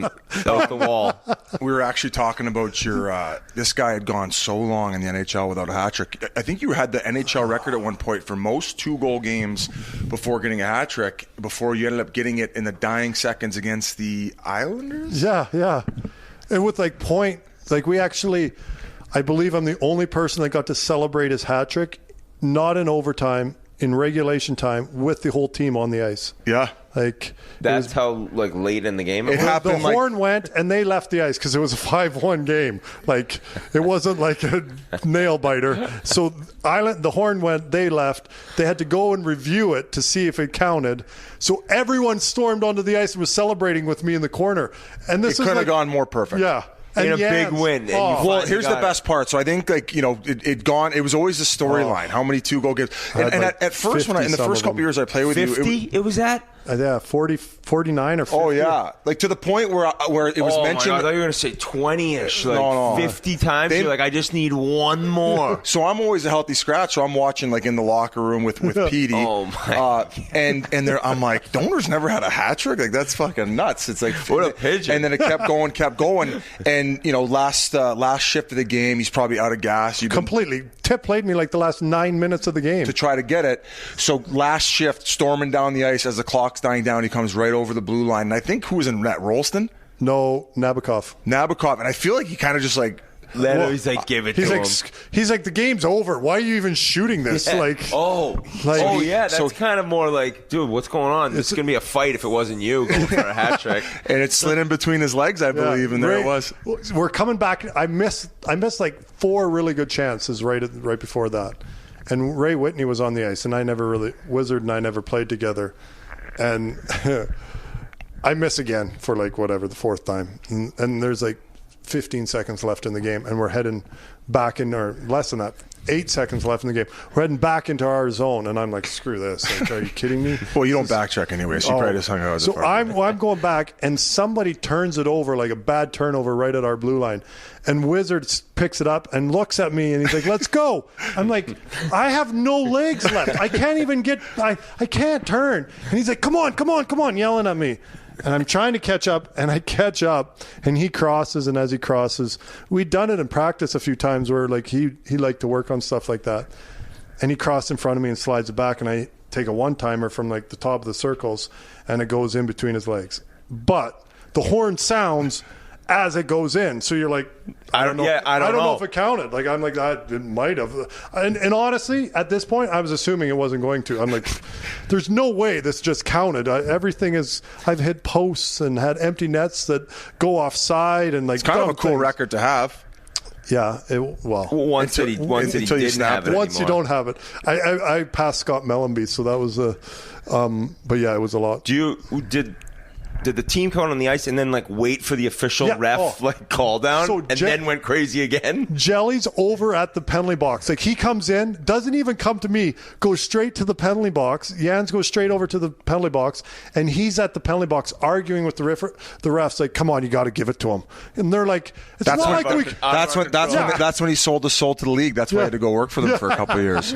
He actually wasn't even let go by the Coyotes. It was just all a big cover up. It's like fucking the Jason or the Born Identity shit, like some awesome script. Yeah. So, and then he's going. He was more excited than I was. I was so tired because I'd played for literally like 9 minutes. Tip was so good about it. Like, he was playing me like ridiculous. Once I scored 2. Prior to that, didn't play me that much all the time. But once I scored 2, he'd play me a ton. Oh, I don't want to get like too serious, but obviously, you said the transition was a little difficult at first. Like, thinking back, you don't have the guys in the locker room. Like, it was probably hard the way it all went down at the beginning when, like, I mean, I don't know how much you want to go into it, but when you weren't affiliated with the team, obviously things had gotten a little bit sour. Like, if you had to say anything to the fans and to people who really care, like, how were you feeling after that went down? Oh, yeah. Like, it's so weird because I was so beyond grateful for everything that, like, the reason that I got to be, like, where I was at was because of what the Coyotes did. So there was like no, like, I wasn't I guess mad. It wasn't the way that I had kind of saw it happening. Envisioned it. Yeah. And so I think that made it where I was like, but we all do, like, we've talked, like, it ends bad for everyone. Like, I can't tell you how many guys I talk to that hate their last coach. Like, everyone hates their last coach. And it's like, is it because none of us see that we're done? And the coach is kind of, he sees it. I still thought that I could do more. And Tip and I have had awesome talks. Like, Tip and I get along good.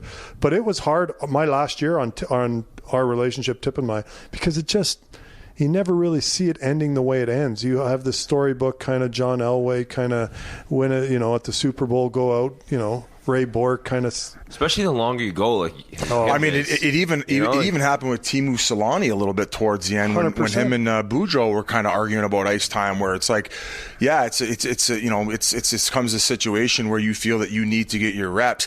And I guess the reason though why it was like, I guess, a little silly, because at that time it wasn't like they didn't have like a ton either. It wasn't like they were like completely loaded where you're playing fourth line and maybe happy because you guys were still winning a lot of games. Yeah, and obviously that made it that always makes it way easier is when you're winning and it's going your way. And it definitely wasn't at that point for us. Yeah, but you know what? It was like the fans, and they treated like I was an okay player. I was just around a long time. I wasn't like there's guys that are like superstars that don't get the treatment that I got from the fans. Like I wasn't anything close to that. I was around a long time and got to know a lot of people, and so because of that, I think leadership and I think it's how you played. How you played, all variables considered. Donor, I thought you were a tremendous player, great leader, and even in situations, I always tell the story. I think the one year, it might have been my first year here, there was like 20 games you went without scoring, and yeah, probably. I'm really digging in here with the no hat trick thing and the 20. Maybe it wasn't that long, but it probably could have been.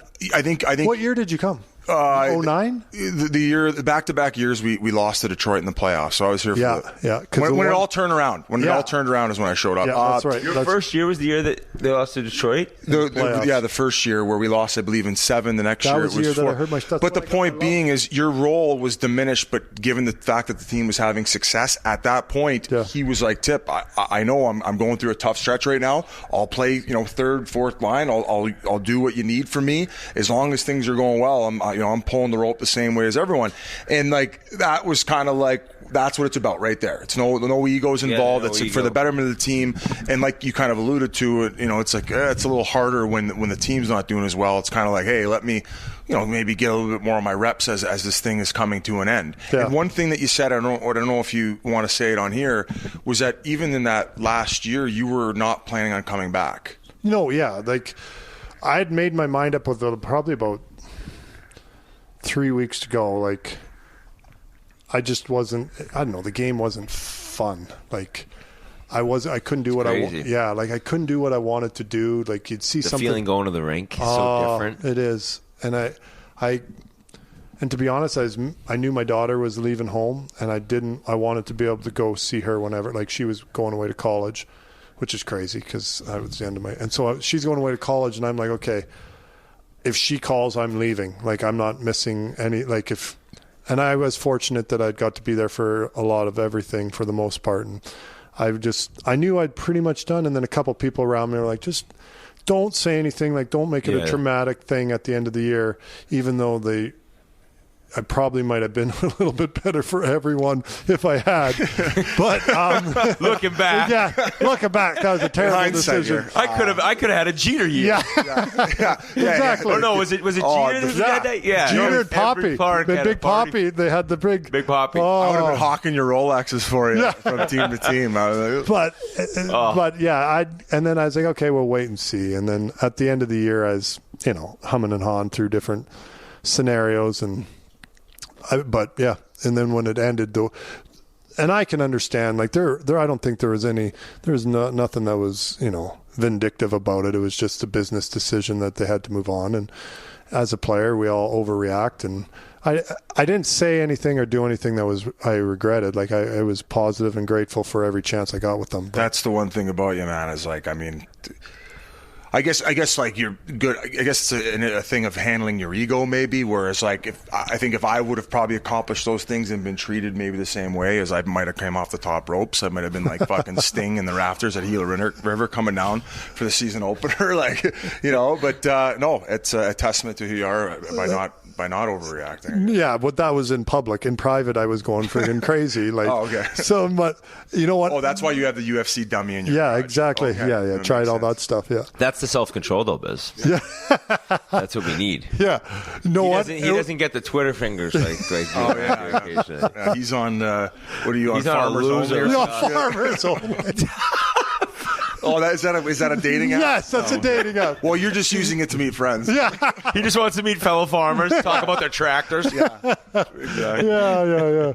Well, you bring up that when you were done with playing, your daughter's just going to college, which is like my two sons were born when I was done playing, It must have been great for you to have your kids old enough to remember all the things you accomplished, and like being like your son being in the room. Like that's so cool that you had kids young enough to experience all that. It really, like, there was times when we had them that I'm like, man, this is really hard, and it doesn't make sense. While you're playing. When my wife was like doing everything, and I'm like, I gotta have a pregame nap, so 2 hours. Yeah, quiet. Pasta. Can you guys keep it down in there, because I'm trying to sleep over here, and my wife's got 4 kids but towards the end of my career, like Biz, they'd come and have pregame with us. Like we had pregame together.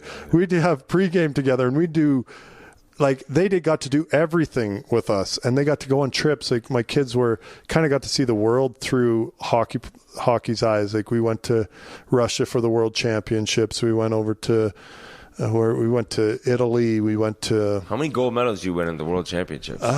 Just 2. I got 2 gold medals and 3 gold medals.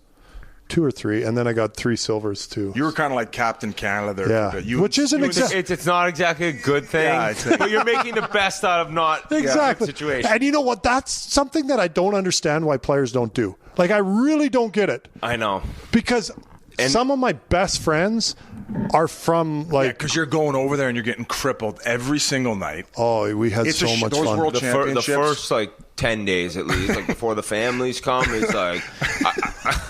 I'll say this. Once I went and played in Europe, it made even more sense why that tournament, that means so much to them. Their national team, they got the couple week breaks. It's all national team games. Like, to play in the World Championship is a huge deal, and it is fun. And like you said, you meet guys that you actually stay in touch with forever. Yeah. Donors bankrupting Hockey Canada because they got to bring the whole family over. He's got the fucking 10 kids. Oh, we had everyone too. One time we brought everyone to Austria.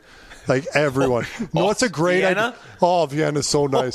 So we brought everyone. No, it's a great idea is to bring like a 9-month-old over to Vienna and then fly all the way home at the end after not sleeping the night before. Because you were celebrating? No, we lost. Oh, okay. You still got after it? Yeah, we lost. Is that the Canadian thing? My 9-month-old is sitting up in the front with us, or with me. Oh, it's even worse. No, like the worst part is I'm not like, I'll spend money and I don't care, like, but I'm not like a big spender. No, you're not. But I'm not like, I'll buy it and do whatever I want. So my wife is like very frugal and very aware of money, and so I'm like, hey, we'll all fly first class home. She's like, no. I don't need first class. Like, I don't even use a whole seat, and we'll just get the whole row and the kids and I, and it's actually better because in first class you have 2 here, 2 there. And my daughter was 9 months old. My son was only 2.5 or 3. He was 3. And then my oldest daughter was 7 or 6 or whatever it was. So they're little, and she's like, this is perfect. We get a whole row. She brought a friend with her, this girl that she was really good friends with. So they had a row of 4 on the international flight. Anyways, about halfway through the flight, my wife's like, hey, Karis, my youngest daughter, won't sleep at all. So she's coming bringing this baby up to first class, and she's telling the lady. Some old guy's like, what? Yeah. And she's telling the lady. The overhead bin. Yeah. Hey, just going to keep this here. Just stuff it in you there. You can barely hear them crying when it's closed. If you put a blanket over it, the engine really drowns out the noise. Yeah. Could he hang out in the cockpit here with you guys? Thanks. So the flight attendant's like looking at her like, what are you doing? And she's like, it's his daughter. And then the flight attendant comes up to me and she's like, there's a lady back there that's saying behind the curtain. Yeah, behind the curtain that has your daughter. And I'm like, oh yeah. And then she looks at me like I'm the worst husband dad in the history of like. Swipe the air miles. I'm like, she wanted to sit in the back. Yeah. Like hold on. I'm up here sleeping. Having some champagne. Donor looks right into her eyes. He hits he pulls the exit door. He's like, The stewardess. She sees like his wife in the back changing a diaper with another kid, like jumping on the holding seat. Another kid. Oh, he's like, excuse me, more champagne, please. She's ready to kill me. Like, and I'm like trying to justify myself to the flight attendant. I'm like, no. But there's no excuse. Like, there's no excuse. Like, I should be back there if I'm being a gentleman. Yep. So then she brings out this like baby thing that you can stick in the first class that it lays down. There's a little crib there. And I'm like, oh, that's beautiful. So I'm trying to go to sleep, and every time I'd fall asleep, my daughter would start to cry. And so I'd sit back up, and then you're so uncomfortable because everyone around you is ready to kill you. You're flying from Vienna to Washington, and everyone's ready to kill you. So then I'm like waking up the whole time, and now I'm starting to get grumpy. Like, why the heck? Why isn't she up here too? Like, why? Like, we should all be together. I'm getting more angry. We land in Washington, and then our flight's delayed. It was like 29 hours of traveling with 3 kids. Oh my God! We pulled up to the house, and my wife and I, we don't get too heated at each other. It's like it is World War III. Like, we're getting divorced 100% tomorrow. I never am going to see you again. And we wake up the next morning and just started laughing like, that was dumb. We're never doing that again. And from then on, we took 2 kids and no more. Like, we'd be like, we'll take 2 once they're old. Donor told me that story, and I got snipped when I was playing with the Coyotes. I can't even have fucking kids. Yeah. So, it was one of those embarrassing moments. But that flight attendant's eyes when she looked at me, like, You're a scumbag. You're a scumbag. You're the worst dad, husband. I can't believe that you did that to your wife as she's trying to get the baby up to the first class. Speaking of kids, Josh, he's playing in the USHL. I believe he's playing with the Chicago Steel. Yes, yeah. And they got that. They have a wagon of a team. Well, they got the kid who's supposed to go first overall last year. Oh, he was okay. He was so last year their team was like historically good. Like they had the leading scorer in the first, second. They're the 1, 2, 3, 4, and 5 leading scorers of the league on their team, and then 1, 2, 3, 4, and 5 all on the same team. Then they had the number 1 defenseman, who is the leading scoring defenseman, and he's not draftable till this year. He's going to go number 1 overall. What's his name again? Owen Power. He's a kid coming out of the USHL could go first overall. Yeah, he's from Ontario and he's played there. He's going to go first. He's a Canadian kid that's. Wow. I think he's going to go first overall. So is he like 6'6", 6'5", like 215, 220. So he wants to go to college or something? He didn't want to go junior? Yeah, he's playing in Michigan. Oh, London Knights will offer him a fucking one-way deal. Well, it's too late. He's going to be in the NHL. Oh, is it? Yeah. Oh, excuse me. I thought you meant he was playing in the USHL currently. This was last year he was playing. I messed that up. Yeah, but if he was draftable, like he's a late 02. So he's... Yeah, but he's playing college hockey this year. Okay. Yep. So then he was on their team, and then they had like top 3 goalie on their team. And then their number 6 scorer on their team came to their team halfway through the year from a college team. Like he decided to come back, and he ended up finishing like with ridiculous points per game, but he was their number 6 scorer on their team. Like the team was stacked. So he wasn't getting much ice last year, but this year he didn't get much ice last year. Game. But they did their season get canceled? Yes, they did. And it's so bad because they were going to run away. Yeah. They hadn't lost a game to, I think, they were like 36-0 against the top 10 teams in the league. They'd lost, I think, 7 games and all to the bottom 6 teams. Like it was. So your son was experiencing not being the big guy. Like he was just watching. Like, wow, I'm going into a great team. It's probably a pretty good way to learn. I don't know. Is he a big kid, your son, or is he? So when he got in, he was 157 pounds and like 5'9". Donor was eating all the food at home. Yeah. And he couldn't get his fucking hands on it. Say, Dad, I want a sandwich. Exactly. Just a sliver. Get some crumbs. Gather it up.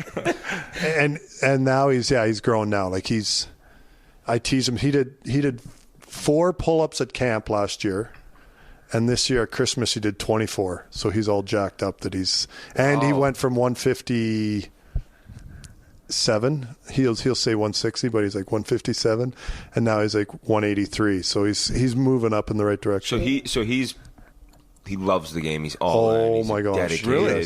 Well, you said he was on the ice over the break. He got to watch you. Well, that he was during the break. He was on with Matthews and McDavid, like keeping up with those guys. Like that's got to be a huge boost for him. Yeah, he was. He didn't actually get to go on the ice with McDavid because McDavid came after their season started. But yeah, he got to. Austin has been unbelievable to him, and he got to skate with the Coyotes last summer a little bit, and then Austin when we do the in the pro skates where before. Is that the why we lost started. draft picks? Was it Josh? Was that why? Yeah, maybe. I don't know. I don't think so. But yeah, you're welcome. Little Donor. Yeah. So then, but now this year he's getting his chance. And they got a great team. They got the number 1, 2, and 3 scorers in the league this year. And they got the 5th scorer, and they're doing well again. And then he had a good weekend. What happened? He had 4 goals, 6 assists this weekend. in three games. So he's heating up. We went golfing recently, and he said he was a little cold off the hop as far as numbers. Was playing well. Yeah, and the floodgates opened. Yeah, I think he didn't have a point, and he had one assist in the first 5 games. Has he gotten in a fight yet? No, he hasn't. And he's thought of. The rules change there at all for fighting? No, or are they still just 5 minutes? It's all good there. Yeah, I think. Yeah, you get 5, and you can. I think you can still play. Yeah. You get fight. You can fight. And I think you might get a 10 though too. You get 5 and a 10. But it's not as often as it was. Don't want to make some Bible studies. Oh, is he talking to colleges? What did you say? I said he does. Don't want to make some do Bible studies. What? That's not even true. I'm just messing around.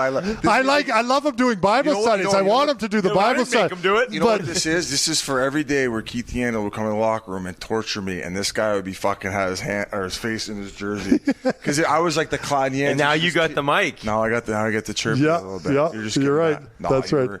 Yeah. But going back to him skating with Austin and seeing Connor, being around the NHL, this is kind of like these kids are getting to this like different level than it's ever been before. You said you witnessed it a little bit when they were training and just what they're doing with their time on the ice and how they're training for game situations. I think the way we used to do it is like when I first came into the league, you would kind of take a group of pucks and you'd shoot pucks from like a stationary spot. Like that would be kind of like your practice. Yeah. I think you'd take pucks at the top of the circles and you'd shoot 25 pucks. And then as you get old, I got older, it was like, okay, now we're past me and I'm going to start doing one-timers because I didn't know Boris Salming was kind of the guy that started the one-timer. Really? And he was like Jackie Moon and semi-pro? Like everyone used to catch it on their backhand, then turn around it and take, like there was no one-timers, which I didn't really know.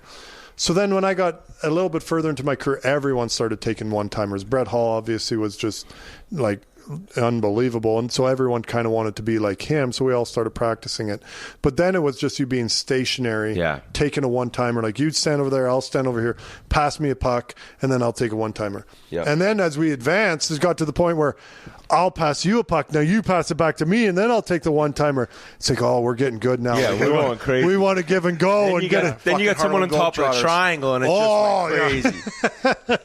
So then you move. But now the guys like, okay, like Austin and Connor, they're like, I'm going to skate as fast as I can.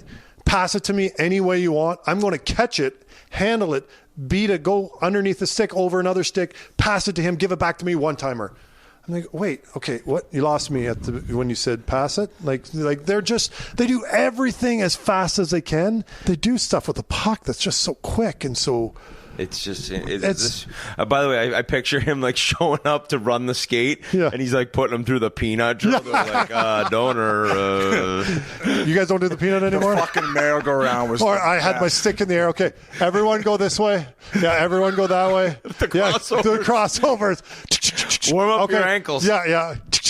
Okay, yeah, back this way. No, back that way. Oh, I hated that. Yeah, I don't know, Matthew's shot. I'd love to like just see that if you go to like a pregame skate or something, just the releases, and then McDavid, his skating, and some of these guys. We just talked to McKinnon too, the training they do. And then Eichel mentioned how often he's staying on the ice now. Like they don't really take the time away from the rink. I mean, I'm sure some guys do, but I don't know. When I was playing, pretty much everyone from the time your season ended, you didn't skate for 2 months. Oh yeah. You didn't start skating until there was a few guys. Like I know Tom Pody. Pody always skated every day. I think that the guys who were ahead of their time were the guys who were smart, where they weren't necessarily training too hard, but they stayed on their edges throughout the whole year. Because like I found by the time I kept coming back, it took you so long to get used to your edges again, where these guys aren't taking that time. Even if it's once a week, just getting on. What are you laughing at? What are you guys? Okay, so now I was waiting for him to say something. I was laughing because he started laughing, but when you went like this, I thought it was funny because it's like, outside edge, inside edge. Ooh, it's like when business gets new. You know, if you break a blade, you got to put new set in. Yeah.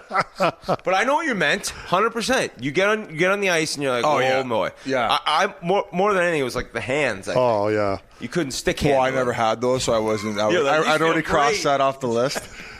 Hey, did they know that you had made Pittsburgh? Have you ever told the story that you made him as a defenseman? Well, I didn't. I was last cut. Last cut. But who'd you get cut for?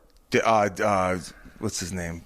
Dan Foch. Was that his name? Dan Folk? You got cut for Dan Folk? He was a Coyote draft. Really? Yeah. I remember. So I was coming in. That's right. The You were next there. year, or 2 years later, because there was lockout in between, and looking at who's on the team, and there was all these one ways, and then I was like, oh, this Bissonnette kid. I remember I heard he almost made a team. Then I meet him. He's fighting Carcillo in camp. They're like, hey, just so everyone knows, no fighting. First scrimmage, day one. And he's a forward. Still a D-man then? I believe, I was still a D-man in camp, and like the scouts are just probably getting their coffee, and me and Carson are going toe-to-toe at center ice. And 8:15. Yeah, 8:15. Guys are having he's eating his fucking McDonald's in the locker room. Hotcakes. That was Wilkes-Barre. That was Wilkes. Oh. A couple things I want to talk about. You're part owner in the Kamloops Blazers, right? Yeah. So, what's going on as like an owner in that league? I don't even know if games are being played right now. I think they're kicking things off pretty soon. How has that gone? And I mean, I know you had a long history of playing there, winning some championships.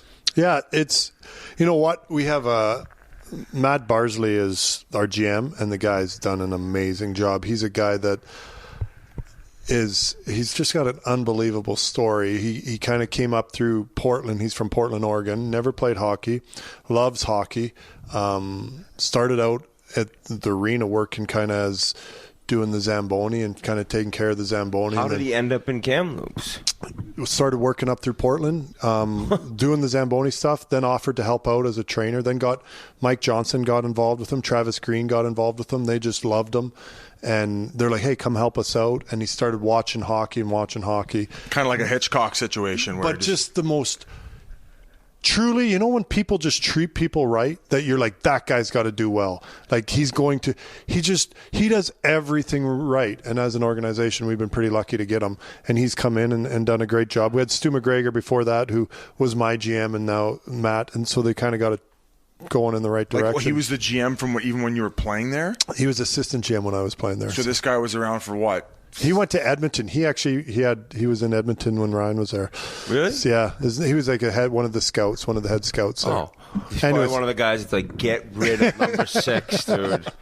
So you guys hire me to scout for you. You need to get rid of him. Yeah, so it's been good. And now, so this year going through everything, it's been like, we talked to Matt and find out what's kind of going on. And we just had there was a big meeting 2 days ago, and they're committed to playing. They're committed to getting some games in. They've come out with a strategy of maybe 24 games to at least get the boys a chance. Just because it's crazy. Like, what are they going to do with this draft situation? That's the part that it's going to be so hard to figure out. Like, it's not fair. Some of the boys are going to get, the short end of the stick on this. Like, that's just especially players who were had a great summer and out to prove themselves, and maybe they weren't on the radar. Yep. Where they could have had at least a fair number of games to play in order to show their stuff. Now it's like it's such a crapshoot, and how much separation has the Wave in front of them, who's had access to all the being able to play games, and like even let's say just the World Junior kids. Like how much more of an advantage have they had to develop over this period of time where they're just other guys are sitting at home? Well, you look at like my son is in the USHL, and he's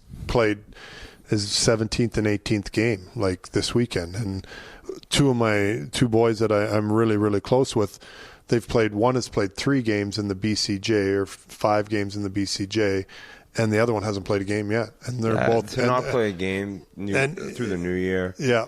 So you're looking at 9 months these guys haven't played a hockey game. And you're heartbroken for them because at that age. And the anxiety that comes with of just your routine not being what it's been. So I'm excited that the league, the Western League, is they're trying to. I mean, we're obviously you have to honor what the government is doing and what they say. So each province is a little bit different, but it sounds like the BC division in the Western League is going to get started hopefully 8th to the 10th of February. We're going to do it in kind of some. I think they're going to, not hub cities, but we're going to have maybe PG come down to Kamloops, have Victoria maybe go to Kelowna, and then have those. So Kamloops, Kelowna, and Vancouver have all the teams in there, and so we can play all 5 teams can play and get the boys an opportunity to play. Because, I mean, that's what you want to have the boys have their normality back a little bit in their lives. Yeah. Just the amount of scrambling too, even with the NHL. We've been pumping their tires so much, and we talked about Bettman earlier. Like the way they've been able to like siphon through all this shit and like change. And I know they've been dealing with some issues lately, but the way they executed the bubble and just the way they've handled COVID in general. You don't realize how important leadership is until you really get to see it. And I mean, the way that Gary did was like, he was adamant that we're doing the bubble and we're going to do it and we're going to get through this. And we did. And that's a testament to a lot of people were questioning whether or not that was going to happen. Like a lot of people were and questioning whether I was like, I don't know, is this going to end up going down? I know. How are they going to do this? And they did it as masterful as anyone has since this whole thing started. It was incredible. And to see all the stuff like that Zoom calls. If I'm so glad I don't have to be on a Zoom call on those again. We do those. This is our first live interview since I guess Boston, but it's so much better live. Get such a better feel for it. And you just the collaboration, like you end up like in a Zoom. Why do you need the video on for the Zoom? Just do the audio. Why do I need to be like looking at you and stuff? Yes, I agree.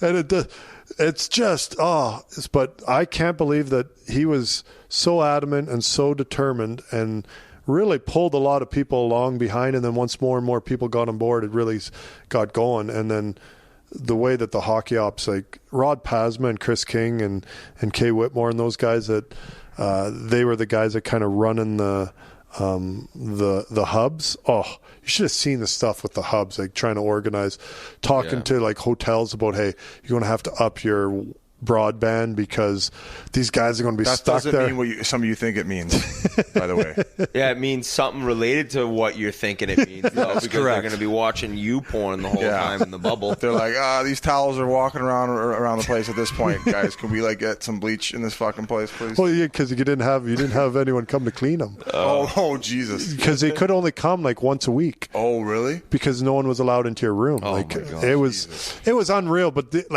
down to like figuring out where you like what food you can get and how you can get it, and you couldn't. It's not like you're on a road trip where it's like, let's just go grab some to eat, or let's go for a walk, or you couldn't. And the players were incredible. It was, they could have complained, and I couldn't believe how. You know what? It showed on each team that the guys once a group of guys start saying this is good and this is. It seems like everyone follows, because if someone goes like, no, this sucks, this is terrible, then it just pulls the whole group that way. And the guys constantly kept being like, no, this is good, we can do this, no problem, yeah, for sure, we can do this. It was pretty impressive. But there was no chance they were doing it again this year. It was like, okay, we did that. Nope. Why didn't Gary have the fake booze come in? The crowd, when he went out and there's normally people. Would you? I didn't ask him that. I feel like he executed it perfect, and that could have been like the cherry on top, where he makes fun of himself, where he amplified the booze. Yeah, that would have. See, that's what you need. People like you around, Biz. The little details. Is he the type of guy he can laugh at himself like that? Yes, yeah. Okay, so maybe I could be his content guy. I could follow him around with a Twitter account or something. Yeah, I doubt that. Think about it, Gary. I doubt that, but yeah. Think about it, Gary. What else? Biz, we got tomorrow. We'll be taking this guy on in a little round of golf in the Sandbagger Classic. What do you think about this? I've seen you swing it. You played in the... He drives with a 3-wood. He doesn't use the driver. Pro-Am at TPC. Yeah. He carried his bag. He carried his bag. Yeah, it was fun. Yeah, but there's fans out there. That's okay. They're like, hey, you want to come to the golf tournament? How many people were on 16? 16 was hard. But it wasn't that bad. They actually used my shot on 16. Thank you. Yeah, no big deal. Biz gave you the number to hit? Yeah. Biz was actually Biz hit 2 on 16. I had a small back. I was like, hey. Did he do the knee down? No, but he took it back to about Jovanovski. I would say to about 18 to 24 inches past his foot. Yeah. Like it was just from here. I got nervous, dude. Straight from here, straight through, like as hard as he could. Yes or no? Do the mechanics get messed up the farther you go back? So I knew I'm gonna. Yeah. I clubbed up and I just wanted to punch it just so I could punch it. Booed. And I did punch it. You did. I was on the fringe. Yeah, really? But they were ruthless. They still fucking booed me, and I still was pouring Pink Whitney down their throats. Yeah, you were on the way by. No, number that, 10. Number 10 was like, so we Par started four? par 4, dogleg right. Yeah. We start on 10. There's water left? No. Or is no that water. 11? No. In 11, there's water left, yep. Okay. But on 10, everyone is around 10. Like if you start on 1, no one's around 1. So everything bottlenecks too. Yeah, everyone bottlenecks. So there's like 15,000 people around 10. And I'm like, oh boy, this is your first swing. So I hit last too. So first guy gets up. Who is it, Matsuyama? Yeah, Matsuyama like pounds it down the middle. There's a little pause at the top. yeah. Pause, His glutes just activated. His looks quads around. are like Crosby's. Boom! And just crushes it. Hits it through the fairway. And so then Archie Bradley was up. He played with us, and then a couple other guys that were. I actually knew the one guy with American Airlines. Really good guys. And I'm last to hit. I like bumped the ball off the tee as I'm trying to set it down. I'm so nervous. I'm like, oh my! He's pouring like Pink Whitneys for everyone, running around. Free promo. Everyone. Oh yeah, okay. Pouring it out to everyone. I didn't give a shit Everyone's when he got was their hitting. cups out. He's running down this. I need a club. Yeah. This is pre-COVID, so like we're all like everyone's got their glasses out, spraying it on people, like it's unreal. And I'm trying to hit, and I'm like, man, you're not safe on the right or the left when I'm hitting it off the tee. Like I can snap hook it and kill somebody that's like 20. People close enough where you're thinking you could hit somebody. Oh, yeah. They're lined up like exactly. Those people are idiots then. Because some of the Complete people playing idiots. in these Not idiots, but you're not I smart. see Not Donor smart. feels bad. That's how so nice he is. nice. He's What a like, guy oh you are, Donor. No, it's You're just the like best. I'm like, oh my goodness, you haven't seen me golf. I'm really close to hitting you. Let's put that on the headline of the episode. Him calling and all then- Coyotes fans idiots who are following him. I hit it. Did you have some drinks to loosen up before? No, I didn't. So you should have I had gave a him couple. I should a have. toke of mine. Yeah, I should have. No, he Yeah. was doing that. I put an edible in his muffin. That's why he was like Gumby out there. There we go. Stringing him. Oh, but it was fun. So yeah, but I'm looking forward. My partner. Yeah, what do we have to know about him? Oh, Tyson Nash. He's an interesting guy in the course. He's not doing the knee drop, but he chips and he putts like a hockey player. Oh, that's what you think's interesting? What about the fact that he hits with a driver left-handed and his irons right-handed? No way. Oh, I didn't even recognize that. No way. We just wait till you see it. Yeah. And He he's doesn't. good? He was piping him. He was I didn't even notice. He said he did that. We golfed last week. he was. Biz, you're the only person in the world that wouldn't notice that. Imagine working with this guy. He's like, what did you just hit? I'm like, we're putting. I'm the He's just biggest. he's just in his own world. That makes total sense that you didn't What did you say the other that. day, or somebody mentioned it? They think about like 6 things before they actually make contact with the ball. I'm like doing like, what's my toe feel like? Okay, my ankle's good. Okay, the knee good. Okay, is my? It's just He got like shot clocked by Jans I got last time. shot Did you get to see that? he gave me the shot clock. My son told me about it. Yeah. I was taking a long time though. got Apparently, Walt Keith Kachuk. He like walks up to his ball. He hits it. He doesn't like doing rounds of golf that are longer than like 2.5 hours. Yeah. He's like flies through like, and like you hit when you're ready. Like, Yeah. no worry about like. Really, do you need to worry if someone else is Like hitting at the same balls time? are zipping by guys' heads. Well, no, it's not. He's a pretty good golfer too, so he's not like. Yeah, he lives on a course down the Cape, Ridge Club. Yeah. We were going to get something going with Matt and Brady at some point. Oh, yeah. And Walt, he'll be out there torturing me and Biz. Oh yeah. We did the interview with all 3 of them. It was hilarious at the All-Star game in St. Louis. And, like, Keith's sitting there the whole time. He's like, put your microphone up near your mouth. Like, just like giving it to his 2 kids. You can tell he just bullies these 2 guys. Yeah. I don't know if we asked JR. Maybe we asked you the last time you were on the story about like when a couple of guys had a trip planned to Vegas because there was a day off the next day. You were on the team, right? When the Who game told was us down? that story on the pod? I think it might have even been Rick Tocchet.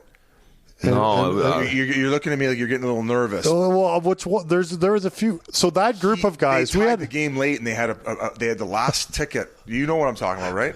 Well, there's a few of those stories with that group of guys. Like there was Rick Tocchet, JR, and Keith Kachuk, and then you throw in like Dave Manson and Dally Drake, and right there. it was cool. Yeah, it was a lot of fun. Bobby Corkum, do you know Bobby Corkum? No, I remember he was just like a hard-nosed defensive forward. Yeah. He played for a long time. I'm Yeah, guessing. he did. He's from out by you, Is he? Yeah. And he's like Craig Janney, who's an unbelievable guy. He was on the team too at the same time. And CJ would always be like, best athlete out of New England, best athlete ever out of New England. So he had like a full ride scholarship as a quarterback, and then he also had one as a pitcher, and then he ended up going as a hockey player. He's just a freak of an athlete. Yeah, but those guys were like, and then we had Brian Noonan for a little bit. We had that whole like northeastern kind of. It was a fun group of guys. And so what was that like common where you'd have a day off and you guys would just jump on a flight to go over to Vegas? I mean, I don't know if you were part of that trip, but no, the fact that they tied the game up late and then they're like, oh no, we're gonna miss the flight, and he's like, no, we ain't. And he went out. He went out the next shift and he grabbed the puck and he like just went out there till he scored, and then he wouldn't do the interview post game. He just went. They said by the time the coach was ready to walk in, Jim O'Neill had a police brigade ready for him to get to the airport on time for his flight. Yeah, because we're right downtown at America West. So you'd come right out the back there, shoot right over. You could be at the airport in like 15 minutes. Who's had a cannonball run from the air? He'd get to after when we'd land, we'd drive all of our cars were there and we'd head home. I got pulled over one time. We come out of America West, and this was like a full cannonball run, and we're all like, it's like 2:30, 3 o'clock in the morning. You land from a road trip, and we're leaving, and I'm at the back of the pack. There's like 8 cars ahead of me, and we go flying. We're going down Washington, which is 5 lanes, wide open. They've put the light rail. 100. Yeah, so we're definitely speeding, and I'm like the last guy off the bus because I'm the youngest guy on the team, so I'm the last guy to my car in the first wave. And so I get in my car and I get going, and I'm behind everybody. And Norm McIver's behind me, and they pull over Norm McIver. The cops pull out, and we're all flying, and the cop pulls out and pulls over Norm, and I'm like, yes, I didn't get it. Pulls, and then lets Norm go, gets him pulled over, and comes after me and pulls me over too. How many miles ahead? I was probably he didn't get Norm all the way over. He just got him to where he thought he had stopped and then took off. So I'm like, this guy was out there fishing. Oh, yeah, he's trying to get all of us. Probably looked at the flight schedule because that would happen all the time. Well, so then the guy's asking me, he's like, who are you racing with? He's just yelling, who are you racing with? I'm like, I wasn't racing. He's like, who's a group of guys? What gang? Like, you guys a gang? What's going on? I'm like, I'm not anything. I'm just sitting there. He's like, who are those guys? I don't know who any of those guys were. I'm just driving home. I want to get home. Who are those guys? Are you narc? As I'm sitting there, I'm like, I don't know. Another wave of our guys go by. Honk, honk, honk. Out of the way, donor. Give it to me. I'm like, this cop is like going bananas on me. I'm like, So then he's like, tell me. And there's an older cop with him, and the young guy's like just going crazy. He's like, fine, if you won't tell me, I'm going to go find out who that other guy was. So he goes back there, and he's gone. Norman left? Yeah. Veteran. Oh, because he never actually pulled. He left him. And so then he's like, who was that? I'm like, I don't know. He came back? Yeah, because the older guy left and stayed there. And the older guy was like, hey, what are you doing? And I'm like, yeah, it was stupid, whatever. We were speeding and stuff. So anyways, it was. Donor's going by the guy's place. He's like, yeah, that's his place. I was like, I'll ride with you. Apartment 312. Go up the stairs. Yeah. On the right. He's got the star maps out. I ratted out every guy, especially some of them. So. Oh, speaking of guys' places, one of the funny prank stories you told me was when one of the guys had been traded and he went inside the locker room. And Todd Simpson, 100%. He put all the guys' keys on the same ring. No, he took everyone's keys off their rings. Took all their keys off their rings, all their car keys off their rings, shook them up in a bag, and then went, good luck. Just spread them all out over the floor. So when we walked into the dressing room, everyone's mail keys, all their car keys, everything's on its own, just laying on the floor. Guys didn't get their mail for the rest of the year. He got traded, so he did that. He got called off the ice, and that was the first thing he did before he left. He got picked up on waivers by Anaheim. How bullshit were guys? Oh, God, but that was him. Yeah. He took the phone in the trainer's room, and the big old phones, they got the big block of numbers and everything, and he'd unplug it and then slide it into your luggage, so at the bottom of your luggage, and it's not that heavy, so you'd pick it up, and then this is when we're still doing like commercial flights, and you'd go through like they put your bag to go through the x-ray machine, and they'd be like, sir, and they'd pull out this phone, and you're like, what the and you're on like a 7-day road trip, and everywhere you go you're like having to carry this phone, and you're like, they're like, like that's not going to do you any good wherever like you can't plug it in and plug it in and work. You're like, I know. And so you'd be carrying it for the rest of the trip.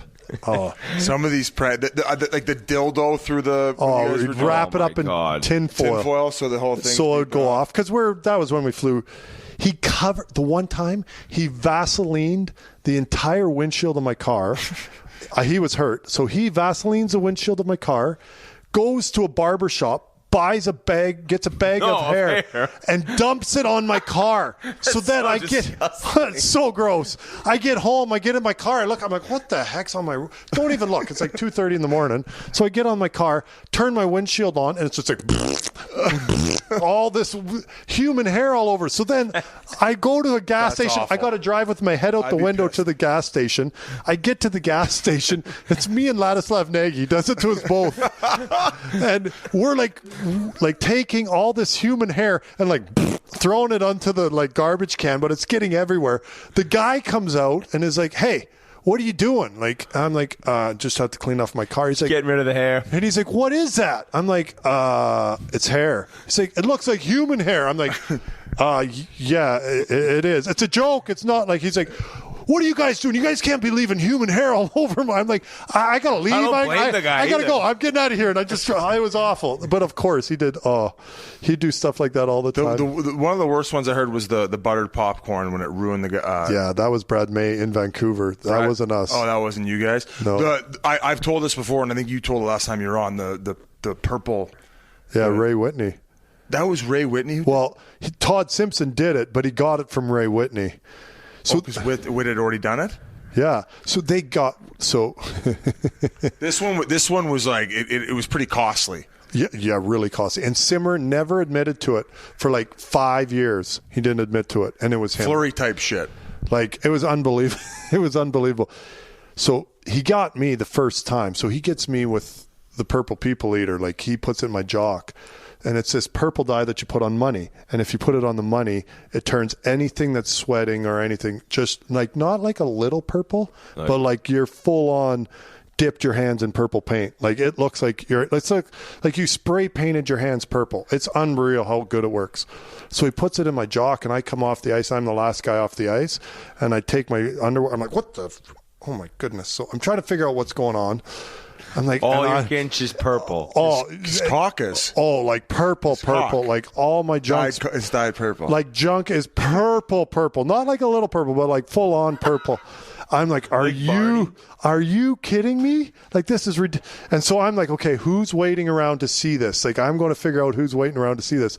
So I outwaited him. So I just sat in the room and did my usual take too long. And so he's hanging around. And anyways, I go walking into the trainers, and I'm like buck naked, and the trainers are just crying, laughing that I'm standing there. And so anyways, he waits, and it lasts for like 5 days. So he waits, and every day I outweighted him. So he never ever saw. So he didn't think it got me. Oh, so you didn't want to give him the satisfaction of knowing it because horn. I was sure it was him, but I didn't know. So I didn't let him see. So then he did it to the whole team, but he put it in everyone's gloves. No. Everyone's gloves, but then didn't realize that he didn't have he put the right amount in for me, but he put in like 10 times the amount in everyone's glove. So everyone's like banging their gloves out, and it's getting in the air, and people are walking through it, and they're turning purple, and it's like this mist. The jerseys was over. Everyone's purple. Jerseys are purple. The trainers losing it. Like $15,000 in like cleaning bill for like the rugs and all the walls and everything. And Stan prank's gone too far. The prank's gone way too far. And he did it the day of our golf tournament, so that everyone had to shake hands with everyone with purple hands. He does it to this guy was ruthless. He does it to everyone, including himself, except for me. So everyone's like, take your gloves off, Donor. I'm like, what? And they're like, that's how dedicated. Yes. And I think it was probably retribution of the fact you didn't get the satisfaction for showing your dinosaur cock. So so then That's why he killed again. It's like a serial. Yeah. He's a serial pranker. Yeah. So then I'm lining up against Columbus, and Ray Whitney was beside me. He's like, "Hey, I heard you got the Purple People Eater." I was like, "You do? Who told you?" He's like, I don't know. I just heard that. I'm like, "Who told you?" He's like, "What? No, I don't know. I think Simmer might have." I was like, "I knew it. I knew it was him." No. So then I went back to Simmer. I'm like, "I know it's you." He's like, "Are you kidding me?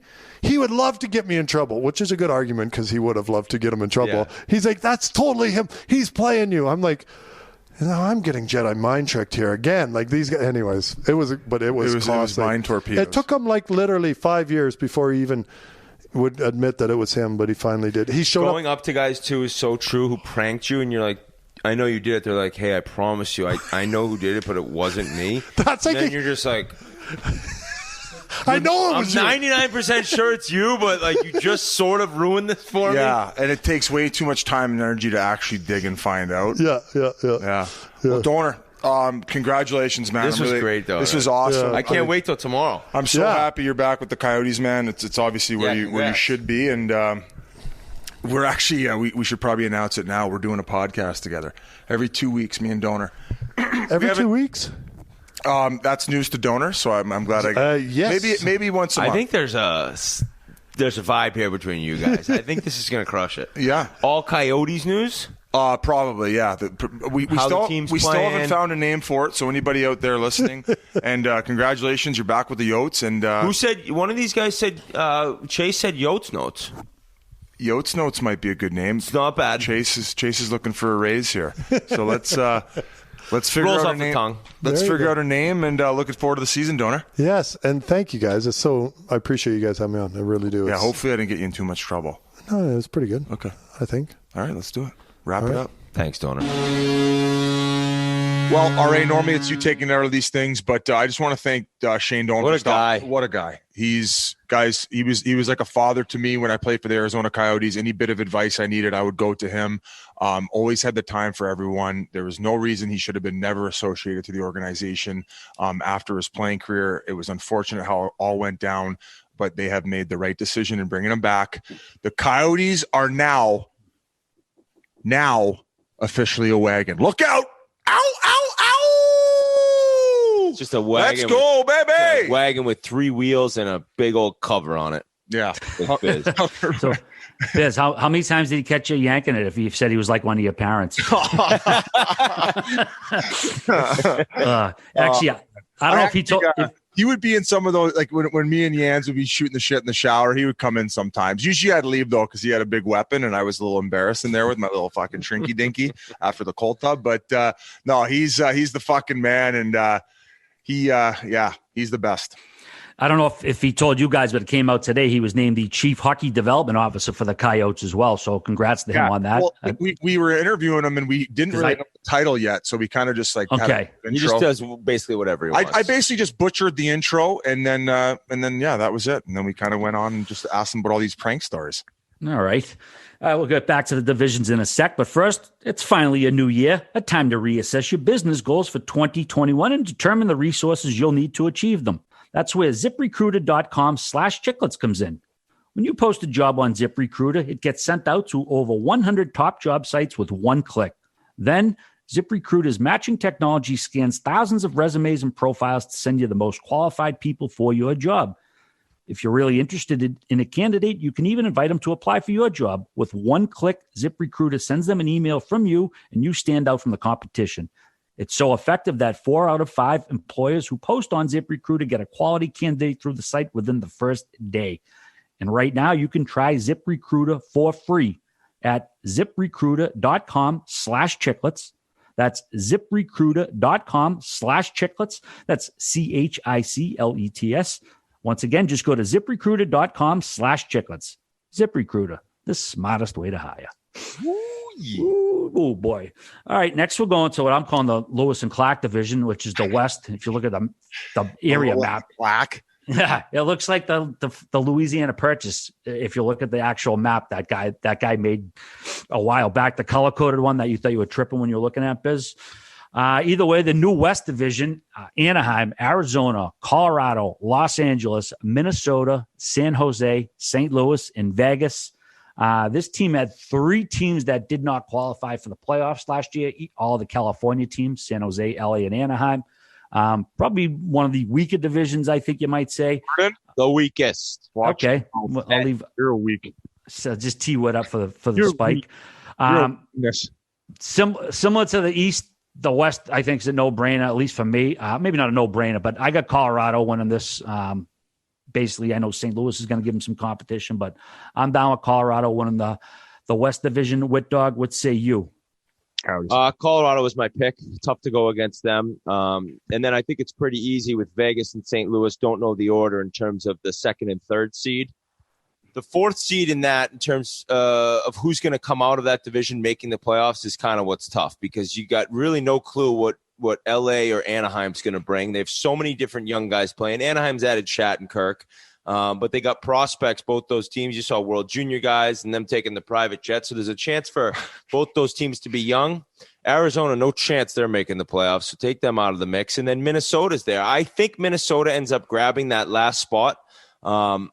But it's certainly the weakest division when you look at like having to go on the road and play like 2 and 3 or 3 and 4, whatever they're going to do. It's not as tough when you're playing against Anaheim and LA than if you look at you got the Islanders, Rangers, and then the easy one against the Devils. It's just that division really changes things, because there's some top teams, and then at the bottom there's not much in between. So I gave the 4 teams. I'm going Minnesota 4th.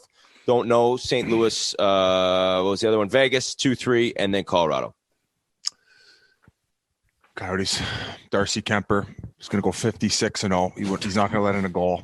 Oliver Ekman-Larsson. It's going to be an incredible Oliver year. Ekman. I'm speaking. Oliver Ekman-Larsson. He's going to win the Norris, and then Connor Garland's going to score 400 goals. Keller's going to have 1,000 assists. Coyotes are going to fucking roll. No one else in the division is actually going to make the playoffs because of the beatdown that Arizona is going to put on them. So I got Arizona, and Arizona alone. Ow! Ow! Ow! Let's go, Desert Dogs. This is a man that knows this year is going to be rough. I left out the Sharks. I don't know what the Sharks are going to do. It's an interesting team, because they've been so good for so long that the one-off year you expect them to come back. I just don't know if they have the pieces there to make it happen. But Bernsey filmed Vikings. That'll definitely help. He'll rip it up. And they got some big-time Couture can score and stuff. Hurdles looked awesome, but I just don't know if the depth's there. Yeah, I think the 2 Southern California teams, they're basically no, they're not going to do much this year. Anaheim really didn't do anything. They're going to probably have Zegras, assuming he makes it, which he probably should. LA brought in Athanasiou, Oli Mata. Quentin Byfield's expected to make the team, as a bunch of other studs might as well. But these guys, obviously, this is part of their plan. They know they're not going to make the playoffs for these couple of years. So what do you got, Biz? If the league does show the other teams in the division sympathy and let them in, I will pick Colorado, St. Louis, and Vegas as the other 3. Now, Athanasiou, he is going to be my Anthony Duclair of this year. I think that he's found his spot. I think he's going to go up, put up some good numbers, and he's going to find himself. It might not be staying there, because we saw Anthony Duclair and what he did in Ottawa, and he's got this contract now in Florida. This kid at one point has to pop off. That skill set has to eventually come out. And considering where LA's at, I think that he's going to play with some good players, and he's going to have some success. So that is my hot take prediction for this episode, other than the Coyotes rolling that division. So, yeah, the shocker was him not getting it done in Edmonton, where I thought there'd be a fit. I definitely think he can be a top player on a bad team.